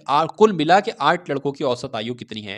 देखिए 5 लड़कों की औसत आयु कितनी हो गई साथियों, 12 हो गई, यानी कि 5 लड़कों की कुल योग कितनी होगी, 12 पंजे 60 होगी, ये कुल योग कुल आयु हो गई उनकी। उसके बाद कहा गया है अच्छा कुछ और लड़के, अन्य लड़कों की औसत आयु, 3 अन्य लड़के हैं, 3 अन्य लड़कों की औसत आयु कितनी है, 16 हो गई, तो 16 कम 16, 16 32, 16 3 आपका 48 हो गई, यानी कि तीनों की योग कितनी होगी, आयु 48 हो गई। तो 5 लड़के तो ये हैं, 3 लड़के तो ये हैं, कहा गया टोटल मिला के साथियों 8 लड़कों की औसत आयु कितनी होगी, तो इनका योग 60 है और 48 है। देख लेते हैं साथियों कितना आ जाएगा, मेरे हिसाब से 108 साथियों यहां पर आ जाएगा, ठीक है ना। चलिए देख लेते हैं साथियों, एक बार फिर से हम लोग देख लेते हैं क्या है, क्या दिक्कत, क्या परेशानी है। चलिए 108/8 यहाँ पर साथियों आ गया। अब अगर बात करें साथियों, इसको कट कर लो, 2 से 2 पंजे 10, 2 पंजे 10 हो जाएगा आपका, और 2 चौक 8 हो जाएगा, 2 चौक 8 यहाँ हो जाएगा। अगर इसको साथियों कट करेंगे तो यहाँ पर कितना आ जाएगा साथियों, आपका 2 27 आ जाएगा ऊपर, और नीचे कितना आ जाएगा साथियों, 2 आ जाएगा, यानी कि 27/2 आपका राइट आंसर हो जाएगा। और 27/2 कितने होते हैं, 27/2 मैं आपको एक बार समझा देता हूँ। 27/2 इस तरीके से आप कैसे लिखोगे, वैसे तो 13.5 हुए, 27/2, 27/2 13.5 कैसे हुए, जैसे जो नीचे नंबर होगा वो नीचे नंबर वैसे ही आ जाएगा। 27 को देखो इतने आ जाए, यानी कि 2 एकम 2 कट करोगे, 2 एकम 2, 2 3 आपका कितना हो जाएगा, 6 हो जाएगा, एक बचा ना तो वो एक यहां पर आ जाएगा, तो ऐसे आ गया 27 सही 1/2 तो आंसर आपका ऑप्शन नंबर ए के साथ जाएगा। उसके बाद देखिए अगले नंबर का क्वेश्चन आपकी स्क्रीन पर है। 3 संख्याओं का औसत 28 है। पहली संख्या दूसरी संख्या की आधी है और तीसरी संख्या दूसरी संख्या की दोगुनी है, तो तीसरी संख्या क्या होगी आपसे पूछा जा रहा है, बताइए। देखिए 3 संख्या, एक संख्या x हो जाएगी, एक संख्या y हो जाएगी, एक संख्या z हो जाएगी। यहां पर कहा गया है कि पहली संख्या जो है, यानी कि ये जो है ये दूसरी संख्या की आधी है, और जो तीसरी संख्या है ना, तीसरी संख्या साथियों दूसरी संख्या की दोगुनी है। दूसरी संख्या की साथियों क्या है, दूसरी संख्या की दोगुनी है। क्या कहा गया फिर से देखिए, तीसरी संख्या दूसरी संख्या की दोगुनी है, यानी कि अगर ये 2 है तो ये 4 हो जाएगी, ये तो कहा गया है। तीसरी संख्या जो है, यानी कि ये जो है ये दूसरी संख्या की दोगुनी है, तो हमने दोगुनी कर दिया। उसके उससे पहले लिखा था पहली संख्या दूसरी की आधी है, यानी कि ये जो पहली संख्या है ये दूसरी की आधी है, तो जब ये 2 होगी तो जाहिर सी बात है ये 1 होगी। तो ए पहली दूसरी तीसरी संख्या का अनुपात हमें पता चल गया है। इन 3 संख्याओं का औसत कितना होगा, इन 3 संख्याओं का औसत होगा साथियों 28 जो प्रश्न में दे रखा है। इन 3 संख्याओं का योग कितना होगा, 8 3 आपका 24 हो जाएगा, 3 दूना 6 और 84 हो जाएगा। यानी कि कहा जा सकता है, देखिए इसको हम कह सकते हैं 1x 2x 4x, बिल्कुल कह सकते हैं। तो ये कुल मिला के कितने x हो जाएंगे, 6x 7x, यानी कि 7x की वैल्यू जो आई है साथियों वो 84 आई है। तो x की वैल्यू कितनी आ जाएगी साथियों, 84/7 आ जाएगी, और 7 एकम 7, 7 दूना 14, यानी कि x की वैल्यू क्या आ जाएगी साथियों, 12 यहां पर आ जाएगी। तो अगर साथियों बात करें ना, हम लोग यहां पर आपसे पूछा गया था सबसे तीसरी संख्या बताइए, तीसरी संख्या तो 4x है और x बराबर 12 है, यानी कि साथियों 4 गुणा 12 कितना हो जाएगा, 48 हो जाएगा, जो कि आपका ऑप्शन नंबर डी में है, और यही आपका साथियों राइट आंसर है। चलिए उसके बाद देखिए अगले नंबर का प्रश्न आपकी स्क्रीन पर है कि ए एक काम को 18 दिन में पूरा करता है, तो ए एक काम को साथियों कितने दिन में पूरा करेगा, 18 दिन में करता है। बी उसी कार्य को ए से आधे समय में पूरा करता है, यानी कि ए जब एक काम को 18 दिन में करता है और बी उस काम को साथियों ए से आधे दिन में पूरा करता है, यानी कि जब ए 18 दिन में कर रहा है तो ए से आधे दिन में क्या हो जाएगा, यानी कि 9 दिन में पूरा करेगा। तो दोनों मिलकर एक दिन में कार्य का कितना भाग पूरा करेंगे, पहले तो ये निकाल लो कि कितने दिन में कार्य करेंगे। देखिए यहां पर एक ऐसा नंबर ले लेते हैं जो 18 के पाड़े में भी है, 9 के पाड़े में भी है, तो 18 ले लेते हैं। 18 एकम 18, 9 दूना आपका 18 हो जाएगा। अब ये क्या है साथियों, ये टोटल काम है, ठीक है ना, ये टोटल काम है। ये दोनों ये एक दिन में एक काम करते हैं और ये एक दिन में 2 काम करते हैं। यहां पर पूछा गया है, सबसे पहले देख लेते हैं हम लोग, टोटल काम ये है, दोनों मिलकर 3 काम करते हैं, तो कितने दिन में करेंगे 6 दिन में करेंगे। ये क्या निकला साथियों, ये निकला आपका टोटल, यानी कि 6 दिन में करेंगे। तो दोनों मिलकर एक दिन में कितना कार्य करेंगे, एक दिन में दोनों मिलकर 1/6 काम करेंगे। अगर कहा जाए कि मान लीजिए साथियों कोई है 5 दिन में वो काम करता है, तो अगर क्या पूछा जाए एक दिन में कितना काम करेगा, तो एक दिन में एक काम करेगा, ऐसे होता है साथियों। तो 1/6 आपका आंसर आ जाएगा, जो कि आपका ऑप्शन नंबर ए के साथ जाएगा। चलिए उसके बाद देखिए अगले नंबर का क्वेश्चन है कि एक रेलगाड़ी 108 किलोमीटर प्रति घंटा की चाल से गतिमान है, उसकी चाल मीटर प्रति सेकंड में क्या होगी। यानी कि 108 किलोमीटर प्रति घंटे की चाल से चल रही, मतलब चाल है ना वो किलोमीटर प्रति घंटा बताई जा रही है, लेकिन पूछा यह जा रहा है कि मीटर प्रति सेकंड में बदल के बताओ। तो बहुत आसान सा प्रश्न है, कितने किलोमीटर लिखा हुआ, 108 लिखा है, इसको मीटर प्रति सेकंड में अगर बदलना हो तो बस 5/18 से भाग कर देना, आंसर आ जाएगा। 18 एकम 18, 18 छंग आपका कितना हो जाएगा, 108 हो जाएगा। 6 पंजे कितना हो जाएगा साथियों, 30 हो जाएगी, यानी कि 30 मीटर प्रति सेकंड हो जाएगी। तो आंसर आपका सी के साथ जाएगा। अगर बात करते यहां पर लिखा होता आपका 108 मीटर प्रति सेकंड, उसको किलोमीटर प्रति घंटे में बदलना होता तो 18/5 से गुणा कर देते। तो ये दो बातें साथियों आपको यहां पर ध्यान रखना है। तो ये साथियों 100 सवाल आपके यूपी पुलिस एग्जाम के लिए हिंदी के पूरे प्रश्न कराए, उसके अलावा सामान्य ज्ञान के पूरे प्रश्न कराए, लेकिन वीडियो बहुत लंबी ना हो जाए इसलिए कुछ प्रश्न मैंने आप मैथ के कराए और कुछ प्रश्न मैंने आपको रीजनिंग के कराए। तो उम्मीद करता हूं साथियों क्लास आपको पसंद आई होगी। अगर पसंद आई है तो क्लास के बारे में कमेंट साथियों कमेंट में कर देंगे, और इस वीडियो को कम से कम 2 लोगों को अवश्य शेयर कर देंगे। और चैनल पर नए हैं तो चैनल को भी जरूर सब्सक्राइब करके बेल आइकन पर क्लिक कर लेंगे। तो मिलते हैं हम सभी लोग आने वाली वीडियो में। जय हिंद साथियों।